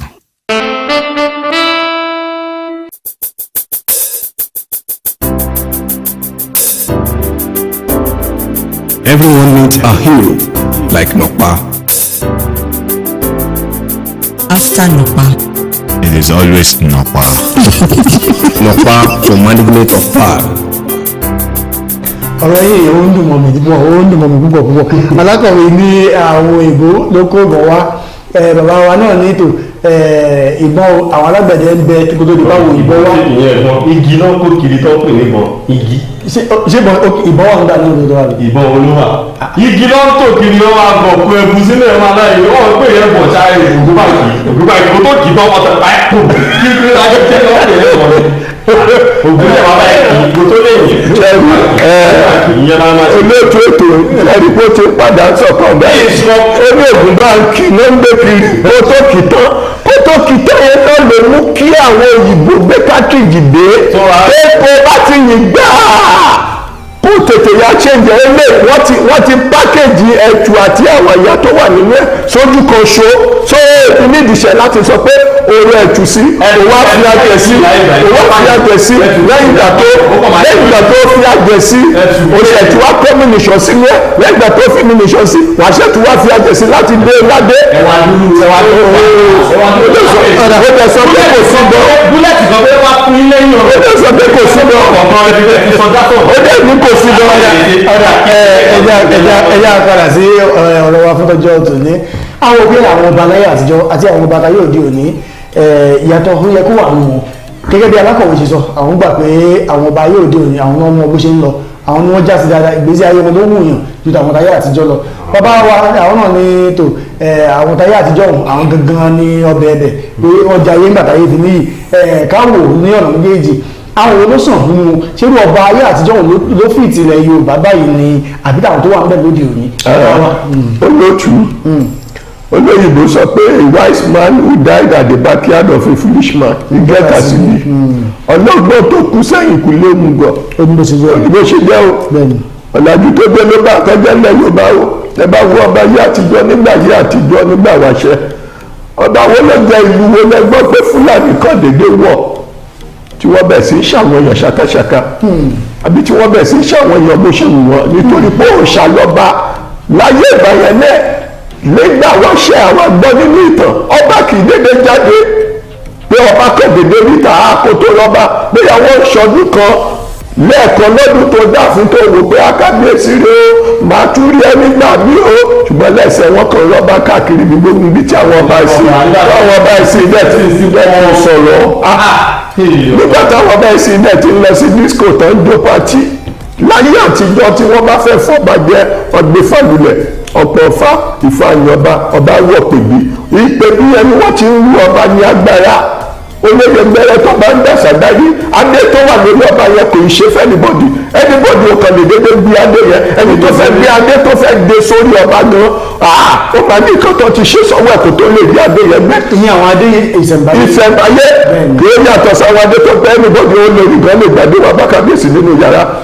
ó lórí ìgbà yẹn ló dẹ̀rẹ̀ wọn bèbí dáwọ́ lórí àtọ́bá ògbọ́n kì í sùn kọ́ bá gan tó bá olórí sùn ó ní kan tó máa jẹ tó máa mú kó tó di pé sùn ó lórí tiẹ̀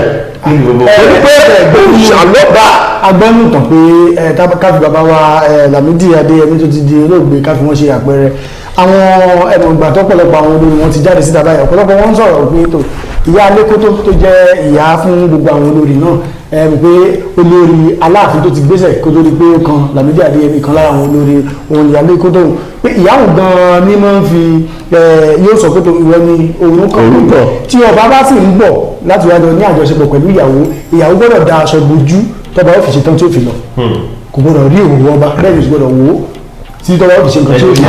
àmọ́lẹ́sẹ̀ ìlọ àwọn ọba rìn sí ọ̀pọ̀lọpọ̀ àwọn ọba sí lẹ́tọ̀ yá lè kiri níbi tí nǹkan bá jẹ dé àwọn olóòtú ẹ̀wọ̀ tó ṣẹlẹ̀ kò tí ì dán sí pé nínú ọ̀bẹ ìrọ̀lẹ́ ṣé ara àwọn nǹkan tí ọ̀làjú mú délẹ̀ ní pé kẹ́mẹ́ tí ẹ̀jẹ̀ bẹ̀rẹ̀ fàgbàlagbà tágbàlagbà. olóòtú ò tí ì pẹ́ kò tí ì lọ́wọ́ sílẹ̀. ẹgbẹ́ kìíní ìwá alákọ̀wé ó ti dé ọjà alákọ̀wé báyìí àwọn ọba ayé àtijọ́ a gbọ́ pé tó bá ní àwọn kan lọ ká wọn mọ́ lóyá bíi ikú òjijì àbí nǹkan àbọ̀jẹ̀fẹ́ jagun àwọn bá gan ní léwájú ogun tó gùn èyí sì rí wọn pa tí wọ́n tó jẹ́ pé kò sẹ́ni tó kàn lè ṣe àdédé kù fìdí wọnú ààfin tàbí kó lọ dènà ọ̀dọ̀ ọba lójú ọ̀nà ṣùgbọ́n lẹ́yìn òde òní agbókọ́ wọn ṣe kúpa àwọn agbébọn àwọn fúlàní lásìlàsì ni wọ́n pọ́nlọ́pọ̀ àwọn ọba kan ní Èkìtì láìpẹ́ yìí kọ́lọ́wọ́n ọba mi kó bá rọ àwọn tí kìíní ọ̀hún kàn kó bá rọ wọn lójú ṣé àwọn ọba ayé àtijọ́ ṣé ó ṣeé ṣe irú alákọ̀wé wa àwọn pé orí ọ̀fẹ́ oríṣiríṣi ni àwa náà rí gbà láyé òde òní pàṣẹ tí báwọn rí ayé tó ayé òde òní torí láyé àtijọ́ báwọn ṣe ń ṣe ni wọ́n ṣe sọ wọn ṣùgbọ́n láyé òde òní irú ìṣẹ̀lẹ̀ tá a sọ pé ó ṣẹlẹ̀ láìpẹ́ yìí tí àwọn kan ṣekú pa àwọn ọba láyé ṣó ṣeé ṣe kí ló ṣẹlẹ̀ láyé àtijọ́ ṣó lè dá ọba láyé padà ní ojú ọ̀nà ọba aládé tí ìṣẹ̀lẹ̀ ọ̀kan tí ìṣe méjì wọ́n sì yìnbọn pa àwọn méjì náà àwọn mẹ́ta ṣó rọrùn bẹ́ẹ̀ láyé àtijọ́. ẹ ṣe ní nǹkan tí ó ṣẹlẹ̀ yìí àkọ́kọ́ gbà pé number one security sí Nàìjíríà àkọ́kọ́ nìyẹn so ẹlẹ́kejì bẹ́ẹ̀ ni pé àwọn ọba tí wọ́n ń bọ̀ ó níbi tó fi ń bọ̀ kò ṣe pé bóyá oògùn ọlọ́dẹ ní ṣe àwọn ọba tó lọ́ ní oògùn láyé àtijọ́ yẹn kò sí ìbọn tó káṣí wọn lè níwájú AK-47 ẹ̀jọ̀ tí wọ́n lọ dúró jọ́pọ̀ kó tó ṣe arígbí ni àwọn ìyá ìjọba tó dé gan wọ́n ti fún ẹ̀jẹ̀ gẹ́t àwọn Fúlàní tó lọ́ dènà dé àwọn ọba yìí wọ́n tó ṣeré àwọn èèyàn wọn mú ní bísínẹ́sì ní ìbọn tó wà lọ́wọ́ wọn ojú ti security Nàìjíríà lọ ẹ bá ṣe ẹ̀sẹ̀ kí àwọn ọba aláṣẹ máa pọ̀ pọ̀ àbí wọ́n ṣe ní ọ̀ṣẹ́ ní ẹjẹ́ kọ́kọ́ gbé yín débẹ̀ lọ ṣẹ́ ní ìkọ́kọ́ ṣẹlẹ̀ nínú kọ́ńtì lọ́wọ́lọ́wọ́ tó jẹ́ pé àwọn kidnapper wọ́n kidnap àwọn èèyàn lóríṣiríṣi káàkiri nínú Àbújá gan wọ́n gbé oríṣiríṣi àwọn gọ́ọ̀mẹ̀tì ọ̀fíṣà tí gọ́ọ̀mẹ̀tì rí ṣe sí. ọwọ́ lọ sínú àwọn ìlú bíi Èkìtì ọwọ́ lọ sínú àwọn abúlé ọwọ́ lọ ń gbé ọba ẹ̀ wá ní kí ni kẹ́kílẹ̀ fẹ́ wọ́n bá ṣe ọba tó jẹ́ pé bálẹ̀ ni ẹ̀yin lẹ́fọ́ ọba náà normally ìbálẹ̀ ló mọ́ bọ̀ torí pé ìlú títí lajú pé everything ti ṣe nínú ẹ sọ pé ọba àwọn ọba gbogbo tó jẹ́ ọba tó ní adé ìṣẹ̀ǹbáyé wọn lè ṣe bẹ́ẹ̀ ṣe fún ẹnu kan náà wà wọ́n escape láàrin wọn ẹ̀rọ tẹ́kẹ̀ ọba ẹ̀rọ dada ẹ̀rọ orí adé tó wà lórí ẹ̀ bóyá ọjọ́ àwọn tó kù. so gbogbo ọba tó ń ṣẹlẹ̀ yẹn ó nọ́mà kò òbí èyí á nọ́mà náà òbí yàtọ̀ sí ìbọn náà sọ yẹn kí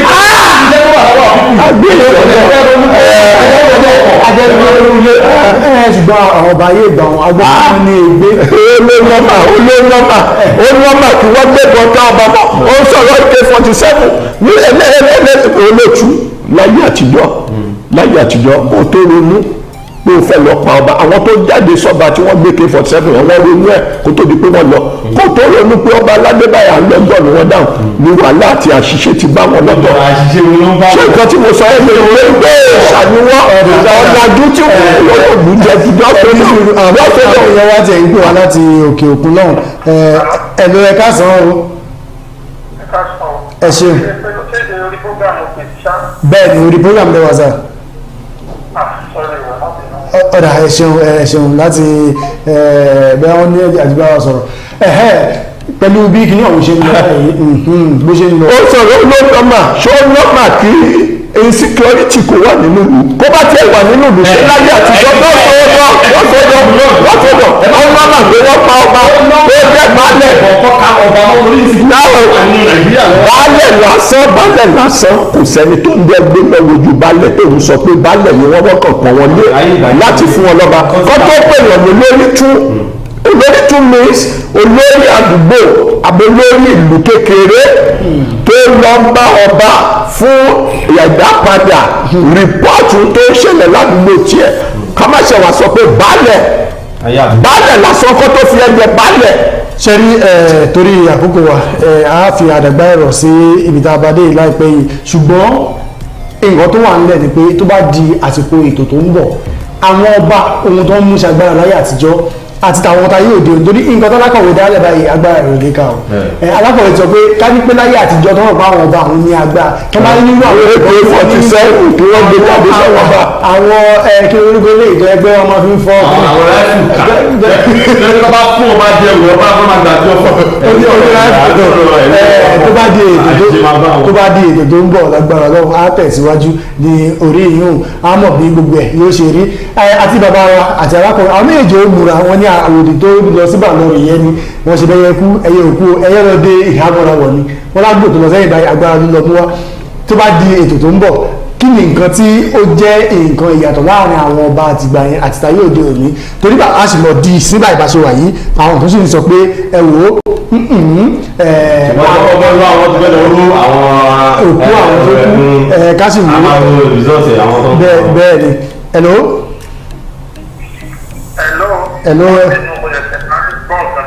ẹ ṣeun bàbá kí lórúkọ yín bọ̀lẹ̀ tí ń pè wá kí lórúkọ yín bọ̀lẹ̀ tí ń pè wá ẹ wà lórí ètò. àti uk mo ti ń pè é lórí ọ̀rọ̀ àbí tó program tó ń ṣe lọ́wọ́ ẹ̀. bẹ́ẹ̀ ni nígbà ìwáṣẹ̀ lórí ọ̀rọ̀ àwọn ọba bẹ́ẹ̀ ni. ṣé rí ọ̀rọ̀ àwọn ọba wa nísìnyí nípa inú mi ò dùn sí mi ò wá láti jẹ ọba bọ̀ bàbá àti mi bí jákèjì ẹ̀fà bàbá ti jẹ́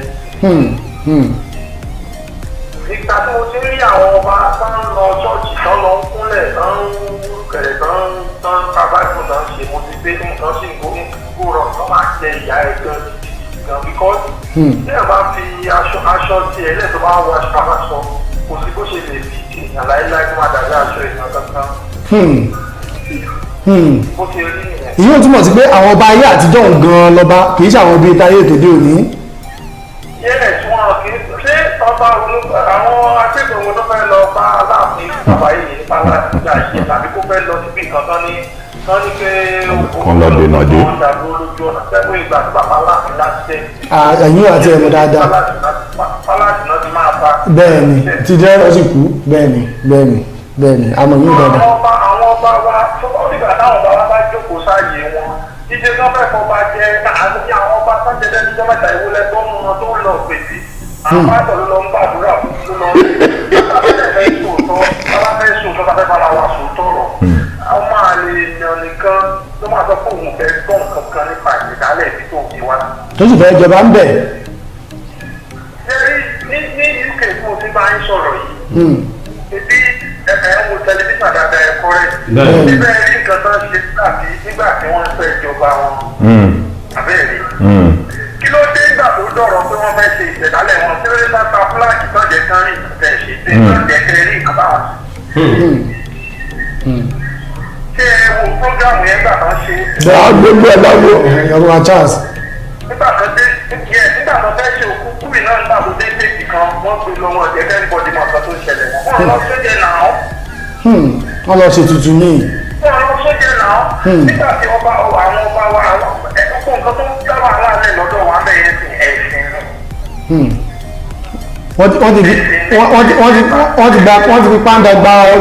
wọ́n ti fi pàǹdà gba gidi lọ́wọ́ wa. ìbànújẹ́ ọkàn fún iná tẹ́lá máa rọ́bà bá máa wàásù nínú ṣọ́ọ̀ṣì. nígbà táwa wà kékeré tàbájá ọmọlẹ́lẹ́gún ni mí o christian wà ní family ní muslim wà family. àgbọ̀yé sà. tí eégún wa bá ti jáde nígbà yẹn tàbá ti jáde fúnra wa tàbá ti ń lùlù tá a jáde máa ṣe àlèsùn bàbá ti dé wá di mọ́ṣáláṣí kò sẹ́ni tó máa sọ fún wa a máa dáwọ́ lù. dáwọ́ lù dúró. ọjà mọ́ṣáláṣí yẹn tán.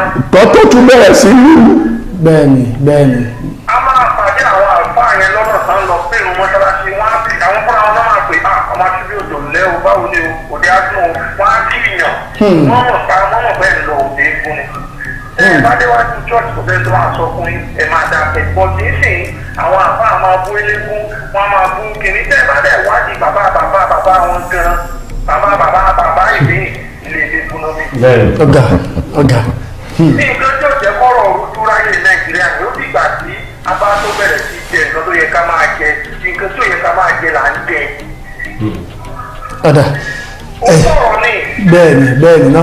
gbogbo ẹ̀yin tẹ́ ẹ ṣe gbogbo ẹ̀yin tọ́lá ní ìdílé ọ̀dọ́ tẹ́lẹ̀ bá lè ṣe sí kẹ́ máa pariwo ẹ̀ wọ́n ń pa ọba bí bàbá bá pa bí bàbá bá pa.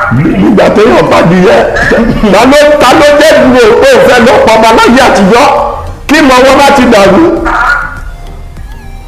ẹ̀yin sọ rí nínú history ọba mélòó ló ti gbé rí láyé àtijọ́ ní ẹ̀jẹ̀ ẹ̀sọ́ ẹ̀yọ kàbí méjì ló dé wọ́n jí ọba báyìí dé o. wọ́n ti ẹ̀ tí. tọ́ba bá lọ ẹ̀yìn odi tọ́ba bá kú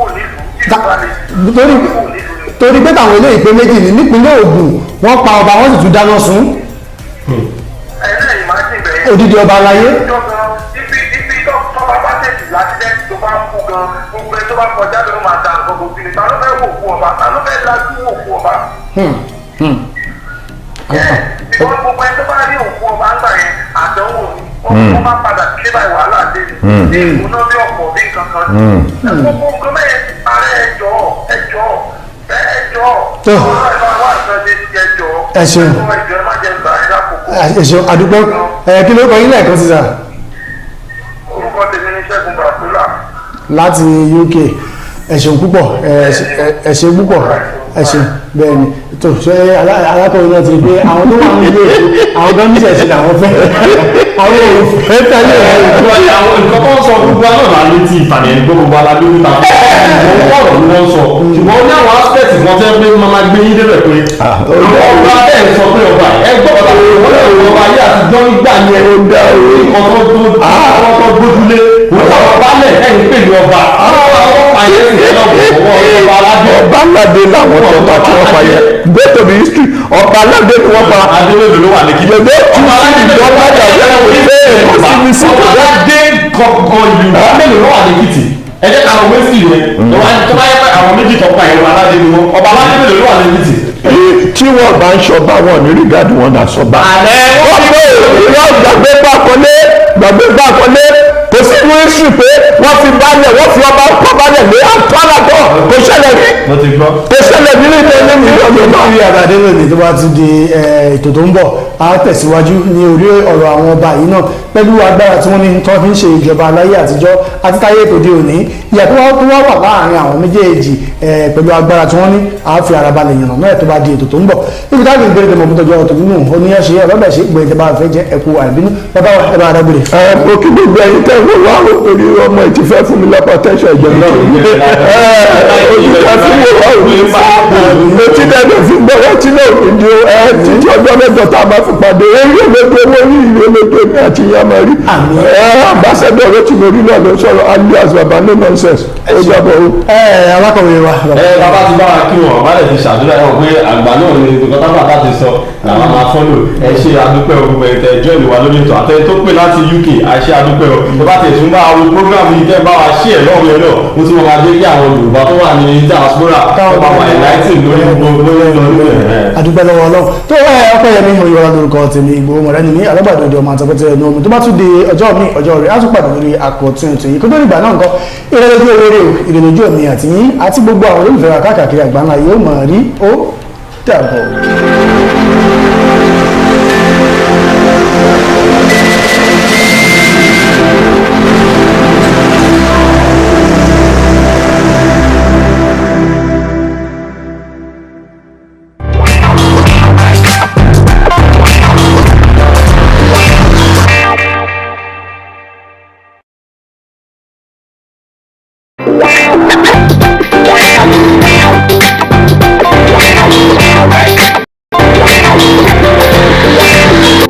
It's Lifestyle O'Clock on WYTV, and I remain Odunayo Adelere. You know how we did on this lifestyle show. We bring to you things that can actually help you to make your day-to-day activities, things that you can learn that will help you to live your life one day at a time on Lifestyle Show. And thanks to our sponsor, Nokpa Abals. They've been the one that has been sponsoring the program.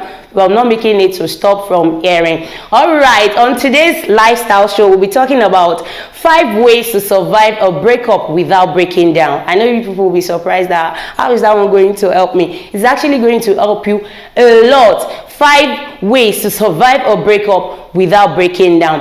And it is You have the strength within you, yes, not to only survive but thrive after a breakup. We know breaking up with somebody you love so much is not actually easy. It is a tough one. It can be disputed. You actually go through a lot. Once your loved one is telling you that I am no longer interested in this relationship that both of us are actually doing, this thing between myself and you is not actually working. It is okay to break down. It is okay not to function.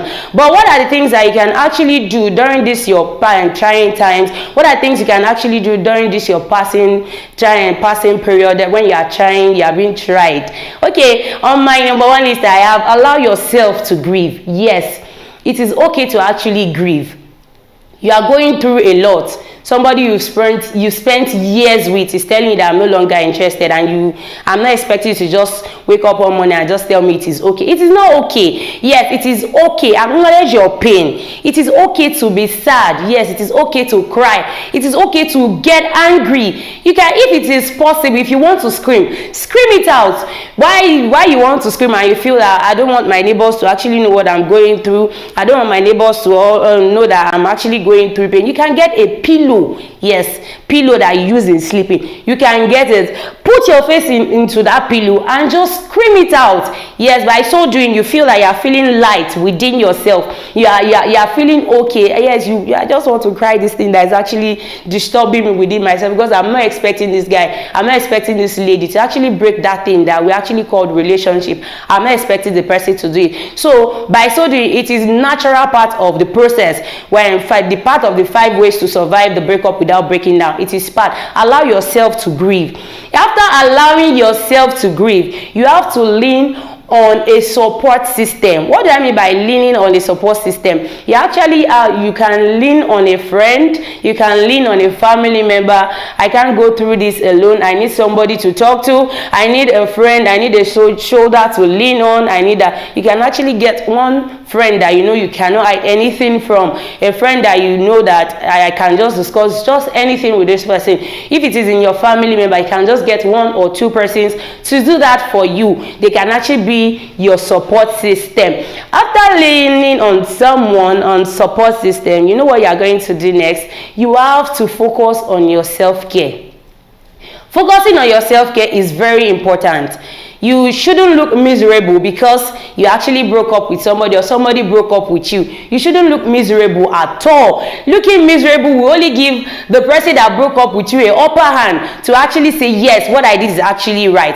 But once the person that broke up with you is seeing you and say, why did I even do this in the first place? It's because you actually took care of your self-care. You get by taking care of you, by focusing on your self-care, there are things that you can do. You can just go, I need to go for a makeup session. I need to go for a photo shoot. I need to go on exercise. I need to have chit chat with my friends. Yes, I don't just have to sit down indoor and start looking like somebody that someone died for. No, you have to be happy with yourself. Yes, you should allow that person that broke up with you, I shouldn't have done this in the first place. That is by focusing on your self-care. But if you refuse to focus on your self-care, that person is actually going to see you as a loser. So you shouldn't see yourself as a loser.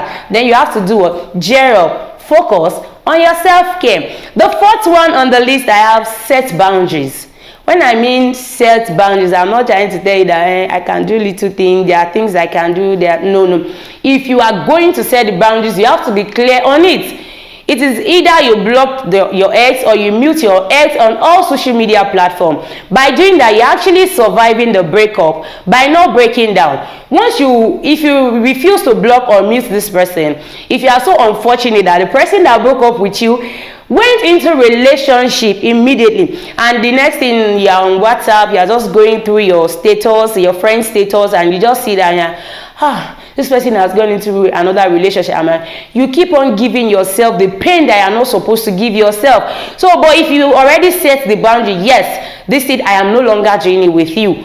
We can no longer be who we thought we were going to be. So by so doing that, block and mute this person, you see that you are giving yourself time to create emotional space. By the time you finish healing from that breakup without breaking down, when the person is going to see you next time, or when you yourself you are going to communicate with that person next time, you'll be like, so I can actually survive like this. I can actually look good like I can talk to this person and no emotional string is attached. And it's a setting boundary also means avoiding contact if necessary. A clean breakup can help you gain clarity and move forward. If you refuse to set boundaries and all you see is I see my boyfriend, my girlfriend, all I see is, you won't know what to do next. You won't know the next thing to do.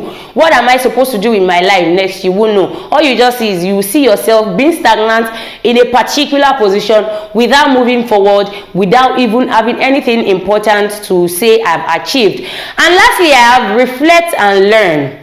Yes, that is also very important. You have to reflect and learn. Take time to reflect on the lessons learned from the breakup. Yes, this guy, I tried to I wanted this relationship between the two of us to work, but it's not working. What are things that I did that I was not supposed to do in case I go into another relationship, and so it won't affect me. I won't have to have any record of any breakup again. You have to sit down and say, what have I learned in my past relationship? And it says, remember that healing is a process. Yes, it is a gradual process, and it is okay to take it one step at a time. You can't just jump into conclusion one morning and just say, I'm fine. Yes, I can go into another relationship. It is a lie. You can't go into another relationship. All you just have to do is you have to take it one step at a time. I hope you've been able to learn one or two things from what I've said. 5 ways to survive a breakup without breaking down. And just give your brush up with it. From the first one, you have to allow yourself to grieve. After allowing yourself grieve, you can just lean on the support system. After leaning on the support system, make sure you focus on your self-care. Your self-care is very important. Without your self-care, you are going nowhere. You have to set boundaries. They are important, and you have to reflect and learn on the past things that happened in your past relationship. All right, this is where we'll be ending today's lifestyle show. Do not forget to follow us on all our social media platforms, on YouTube, on Facebook, on Instagram, on X account, and on TikTok at Wisdom Yard Online TV. Till I come back on your screen again, I remain Odunayo Adelere. Be good and be fine. Bye.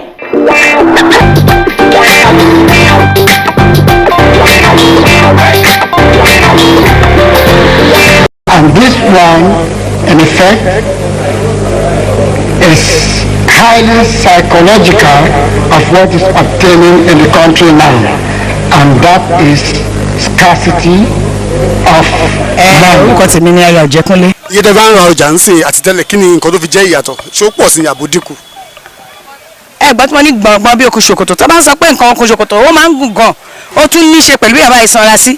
Torí okùn yẹn kò nídìí wọn tó túmọ̀ sí pé nǹkan tí à ń rà ní 100 naira tẹ́lẹ̀ kó máa di 200, ìlọ́po méjì ìmí ìlọ́po mẹ́ta, ó gbẹnu tán sà.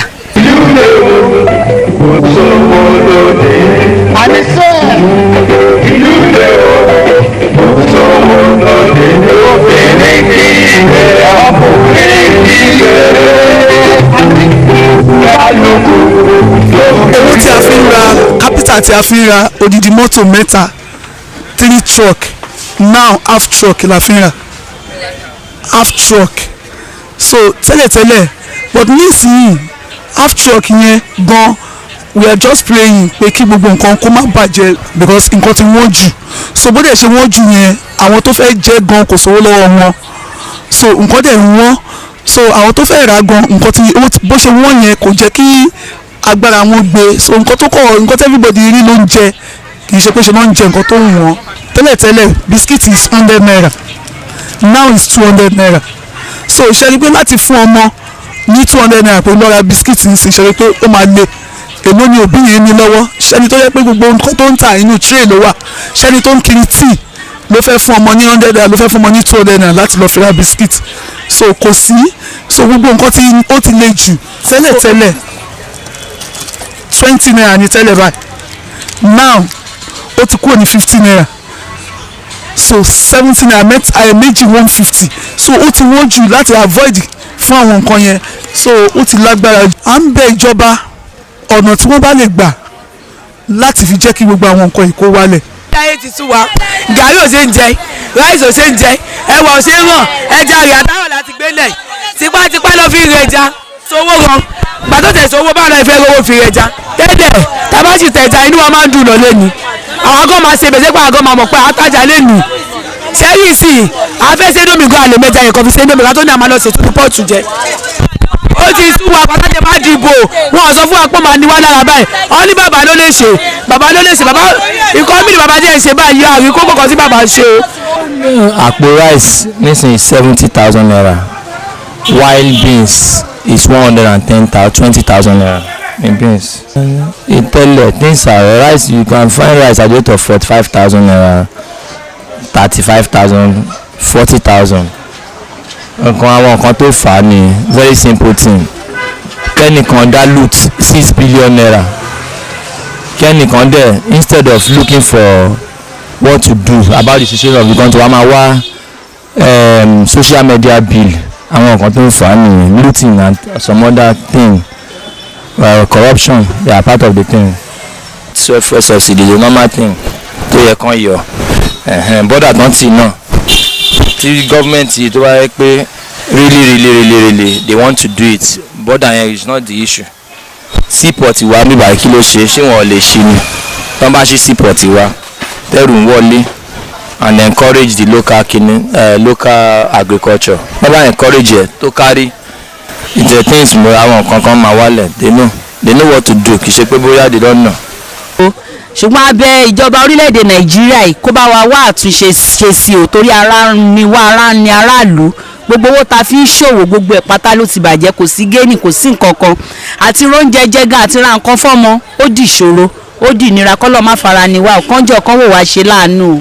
ìmọ̀ràn mi sí ìjọba orílẹ̀-èdè nàìjíríà náà ni pé kí bàbá wa ààrẹ Tinubu kí wọ́n ràn wá lọ́wọ́ kán bá wa dá padà bó ṣe yẹ kó rí kí gbogbo ètò ọ̀hún kó lè tó padà èyí ọ̀rọ̀ ẹ̀kọ́ àwọn ọmọ kan bá wa túnṣe ọ̀rọ̀ oúnjẹ ará ìlú kan bá wa túnṣe even ráìsì tán ní nàìjíríà ráìsì náà òun náà wọ́n kò ṣe é rà ike gàrí 1,000 bisikíìtì wẹ́wẹ́ ta tún lè rà fọmọ ó tún di 17 naira 16 naira kí wọ́n ṣàánú wa o.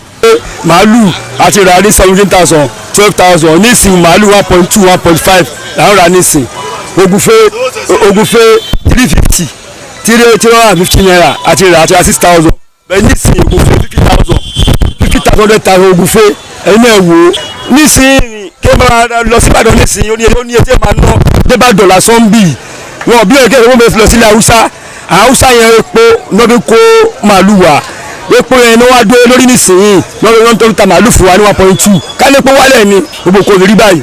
a lè dìbò fún bàbá wa ń sìn kọ́sọ́ ọmọ ìṣe ọ̀ṣọ́ sọ pé àlọ́ kan ilé náà pọ̀ kàn wá o tó kò ṣàdéhùn tó sọ fún wa òun ló dẹ̀ ń ṣe yìí o tọ́kì orí yẹn tààrà parí kan tẹ́lẹ̀ ní ìsàtúnṣe tọ́kì 50,000 kí ló dé ẹ̀wọ́n lẹ ti bọ́dà kí ló ń ti bọ́dà fún wa fún táà nílùú wa táà lè gbòmìnira tí kọ́ńtírì míì tó da jù wá lọ Nàìjíríà tàdé náà nǹkan tó jẹ́ pé ó jẹ́ nǹkan àlùmọ́ọ́nì fún wa bíbá yìí kò yẹ kó rí bẹ́ẹ̀ kó má ṣe bẹ́ẹ̀ fún wa wọ́n náà ṣe ráìsì ìlú wa ń sìn ráìsì Nàìjíríà àti foreign rice same price ni wọ́n 1,000 naira difference ló wà láàrin wọn kí ló dé tí ráìsì wa tó bá da a máa manage ẹ̀ a fi nǹkan ọbẹ̀ wa máa fi gbé a lè dá a ṣe jẹ fún wa bọ̀ kí ló dé ṣé ìyá rí foreign rice yìí sì 2-1 a rí Nàìjíríà rice 2-2 ẹjọ́ wọn ló máa lọ fún dọ́là yẹn kọ́ bá wọn kàn tó lè ṣe sí kí dọ́là padà sí 230 tó wà tẹ́lẹ̀ ibi tó wà sí ó ti lágbára jù torí ìgbà yà àwọn bàbá tiwọn tó bá jẹun lé oúnjẹ wọ́n ń sanwó sílẹ̀ ni ìgbà tó di ayé tiwọn táwọn débẹ̀ oúnjẹ wọn dìde ni wọ́n sọ fún pé àwọn bàbá wọn ti sanwó sílẹ̀ ó yẹ káwọn náà tún sanwó sílẹ̀ tó dáná tó ń bọ̀ wọn ò ṣe bẹ́ẹ̀ iṣẹ́ ló ń jẹun tó ń jáde òun ló jẹ́ kí Nàìjíríà kó ibo ṣe rí báyìí kọ́jọ tó lọ kó máa wá àkànṣe sí i mi ò nílò àti ṣépè fún wọn mi ò nílò àti ṣépè fún wọn o tó wọ́n ṣe lè padà kó wá yí kó ń tàn òun ni káyọ̀ máa gbàdúrà fún orílẹ̀-èdè wa káyọ̀ ṣépè fún wọn kó lè da kọ́jọ kó máa tún ṣe o.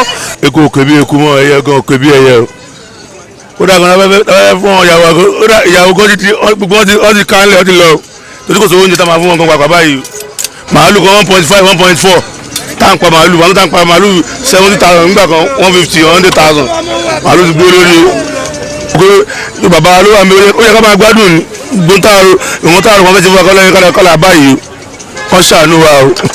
the thing that even small pikin wey dey start to mock the thing that affect because if a mother no chop well how can a small pikin suck shey you get e don affect everybody e don affect everybody reach sotey if you give a madman money go say go dey ask you wetin you give me if you go Lagos to buy market you go dey cry the thing dey make me dey cry the thing thing they make me dey shake eyes wey be say I no even know what I go do again but what I go do I go still dey manage the thing dey affect they get me it affect very very well no be lies people are suffering people are dying some people cannot even afford to eat make the government that is why they are government make they come for our own aim make they come for our help.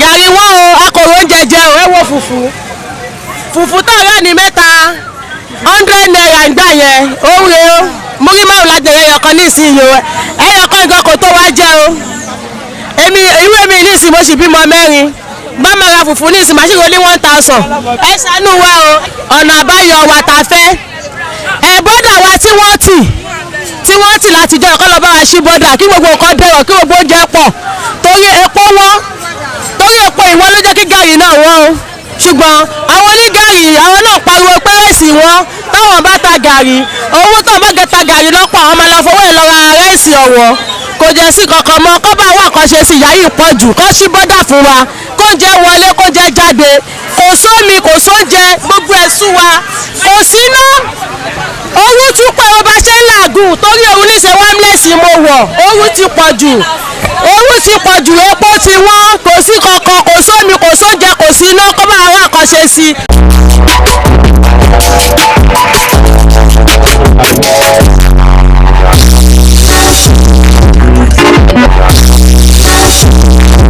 mo kó nílé mo kàlejò mo kí gbogbo ẹ̀yin olólùfẹ́ ìkànnì amóhùnmáwòrán Wisdom Yard káàbọ̀ sórí àkọ́tún ètò Adùn Àṣà pẹ̀lú èmi ọmọ yín Tóyọ̀sí Adésínà ọmọ wọn lẹ́gbàá lákè èmi lọmọ òṣìlẹ̀kùn palẹ̀kùndé ọmọ erin jogún ọlá ọmọ arídìí ògbọ́n lójú ogun ọmọ àjọgbẹ̀rú májọgbẹ̀kọ́ torí ẹrú ní sí ni ẹ̀kọ́ kì í sí nìyàn èmi lọmọ lísàbí agbóǹgbàkàlà ẹ̀gbá da ọlápọ̀ adì ìlú ńlá kí ọba òkè kó dá ìlú ẹ̀gbá sí àti gbogbo ẹ̀yin tẹ́ ń wò mí nílé kọ́ba òkè kó dá ogun wa sí lápapọ̀ ìjẹ́ ẹ tún kàbọ̀ sórí ètò yìí ẹ ti mọ̀ pé lórí ètò Adùn Àṣà láti máa ń ṣe ìránnilétí àwọn àṣà àti ìṣe ilẹ̀ Yorùbá àwọn àdùn tó ń bẹ níbẹ̀ bá a ṣe ń ṣe láyé àtijọ́ tó máa ń jọra wọn olóòrùn tá à ń gbéyẹ̀wò lórí ètò Adùn Àṣà lónìí kí wá lóhun tá a máa sọ̀rọ̀ lé lórí gan-an ní pàtó ohun tá a máa sọ̀rọ̀ lé lórí ni àṣà oge ṣíṣe nílẹ̀ Yorùbá láyé àtijọ́ báwo la ṣe ń ṣoge láyé àtijọ́ pẹ̀lú àwọn àǹfààní rẹ̀ yàtọ̀ sí òde òní tó jẹ́ pé àwọn oge àmọ̀jù là ń ṣe tó tún ṣe àkóbá fún àgọ́ ara wa olóòrùn tá a máa gbéyẹ̀wò lórí ètò lónìí ìjẹ́ kí n tó wá máa sọ̀rọ̀ jìnnà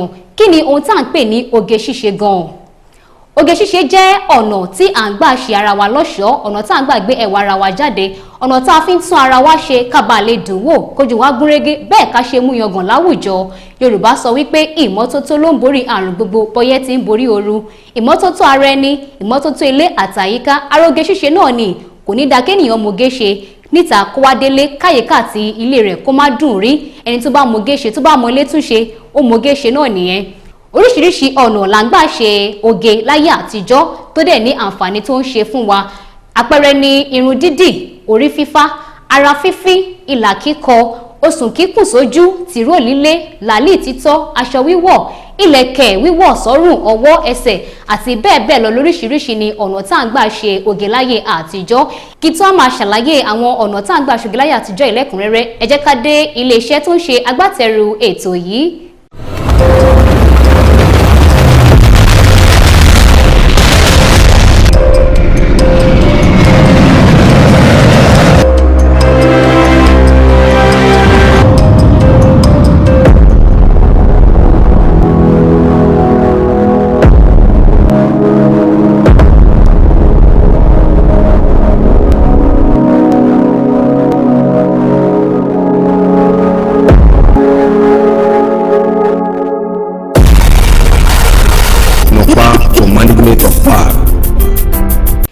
káàbọ̀ padà sórí ètò Adùn Àṣà gẹ́gẹ́ bí mo ṣe sọ lẹ́ẹ̀kan wípé àwọn tí mo mẹ́nubà nípa ọ̀nà tá à ń gbà ṣe ara wa lọ́ṣọ̀ọ́ láyé àtijọ́ òun náà ni màá máa ṣàlàyé báyìí láyé àtijọ́ ẹ jẹ́ kí n bẹ̀rẹ̀ pẹ̀lú ara fífín láyé àtijọ́ rẹ̀ àwọn olóòlà ló máa ń ṣe ara fífín fún ọmọ òkókó bóyá ìṣẹ̀lẹ̀ lákan tiẹ̀ ṣẹlẹ̀ nílùú kan ọjọ́ tó ṣẹlẹ̀ yìí wọ́n á fẹ́ fi kọ́ sí ara ọmọ òkókó tán bí àwọn olóòlà wọ́n máa ṣe ara fífín fún ọmọ náà ẹlòmíì rẹ̀ ó lè jẹ́ oríkì rẹ̀ ni wọ́n máa kọ sí ara rẹ̀ ẹlòmíì rẹ̀ ó lè jẹ́ ọjọ́ ìbí tán bí gangan ni wọ́n máa kọ sára rẹ̀ ẹlòmíì máa ń yọ oríṣiríṣi àwòrán ẹlòmíì máa ń kọ oríṣiríṣi ìlà bóyá sí ikùn ni sí apá ni sí ẹ̀yìn ni àbẹ́sẹ̀ oríṣiríṣi ọ̀nà ni wọ́n gbà ya bátànì sí ara wa láyé àtijọ́ èyí tí àwa ọ̀dọ́sìn yìí tá à ń pè ní tattoo lóde òní ìmí tí màá tún máa mẹ́nubà ní ìlà kíkọ láyé àtijọ́.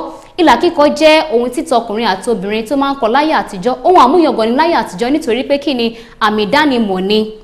Láyé àtijọ́ rẹ̀ nígbà tí ogun ṣẹlẹ̀ tó di pé ọ̀tẹ̀ pọ̀ àti ogun tó bẹ́ sílẹ̀ lórílẹ̀‐èdè Nàìjíríà tó di pé àwọn alágbára wọ́n kó àwọn ọmọ aláìlágbára wọ́n kó wọn lọ sílùú míì wọ́n táwọn sórílẹ̀‐èdè míì ó wá di wípé bàbá ò dá ọmọ mọ̀ ọmọgun ò dá ìyá rẹ̀ mọ̀ làwọn àgbààgbà wá forí kò pọ̀ pé kí ni nǹkan tí àwọn fẹ́ ṣe gan táwọn fi máa dára wọn mọ̀ táwọn bá ta àwọn sí ìlú míì. Èyí ló bí àṣà ìlà kíkọ tó fi jẹ́ wípé ìlà kíkọ yìí ni wọ́n fi ń dára wọn mọ̀.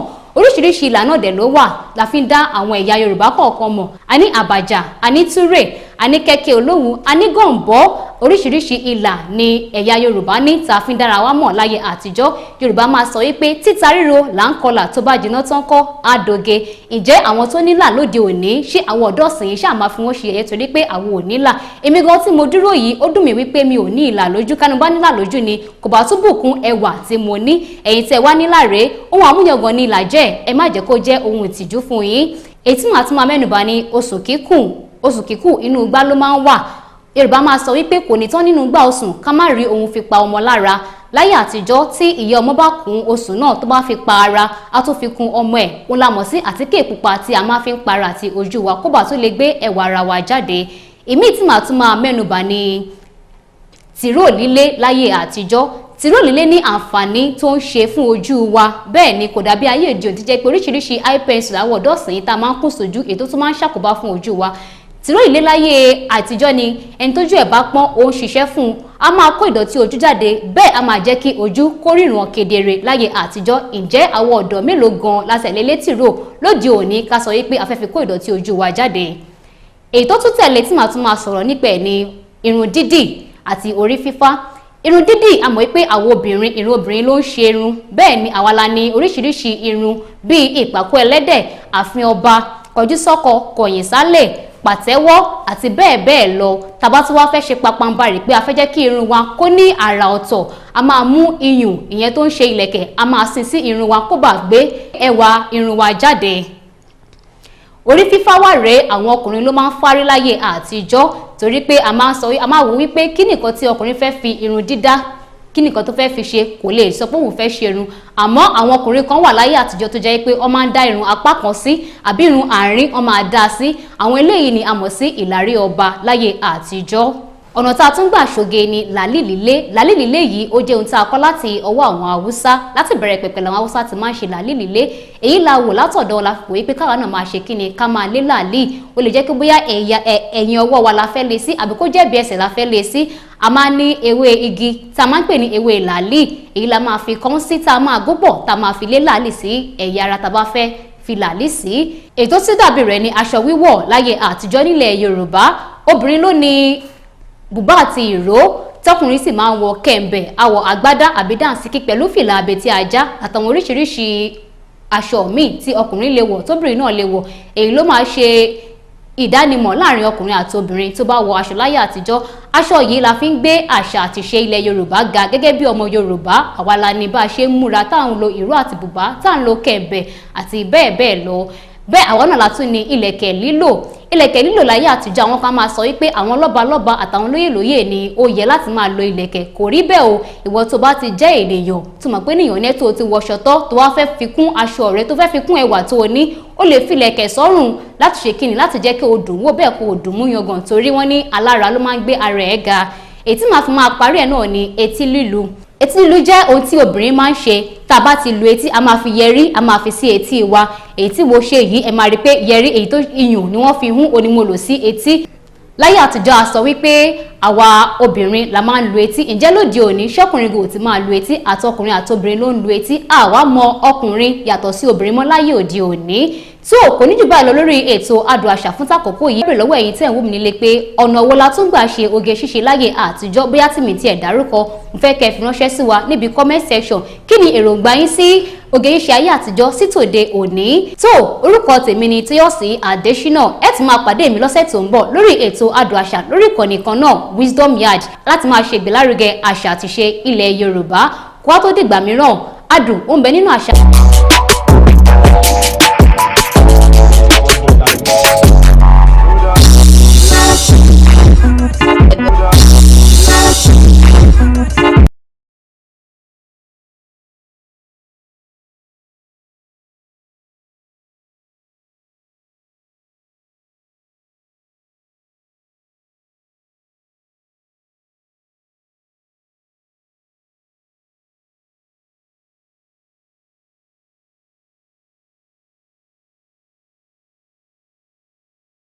Oyinwọlá ni oníròyìn yín síwájú ẹ̀gbọ́n àwọn kókó tó wà nínú ìròyìn ọ̀hún.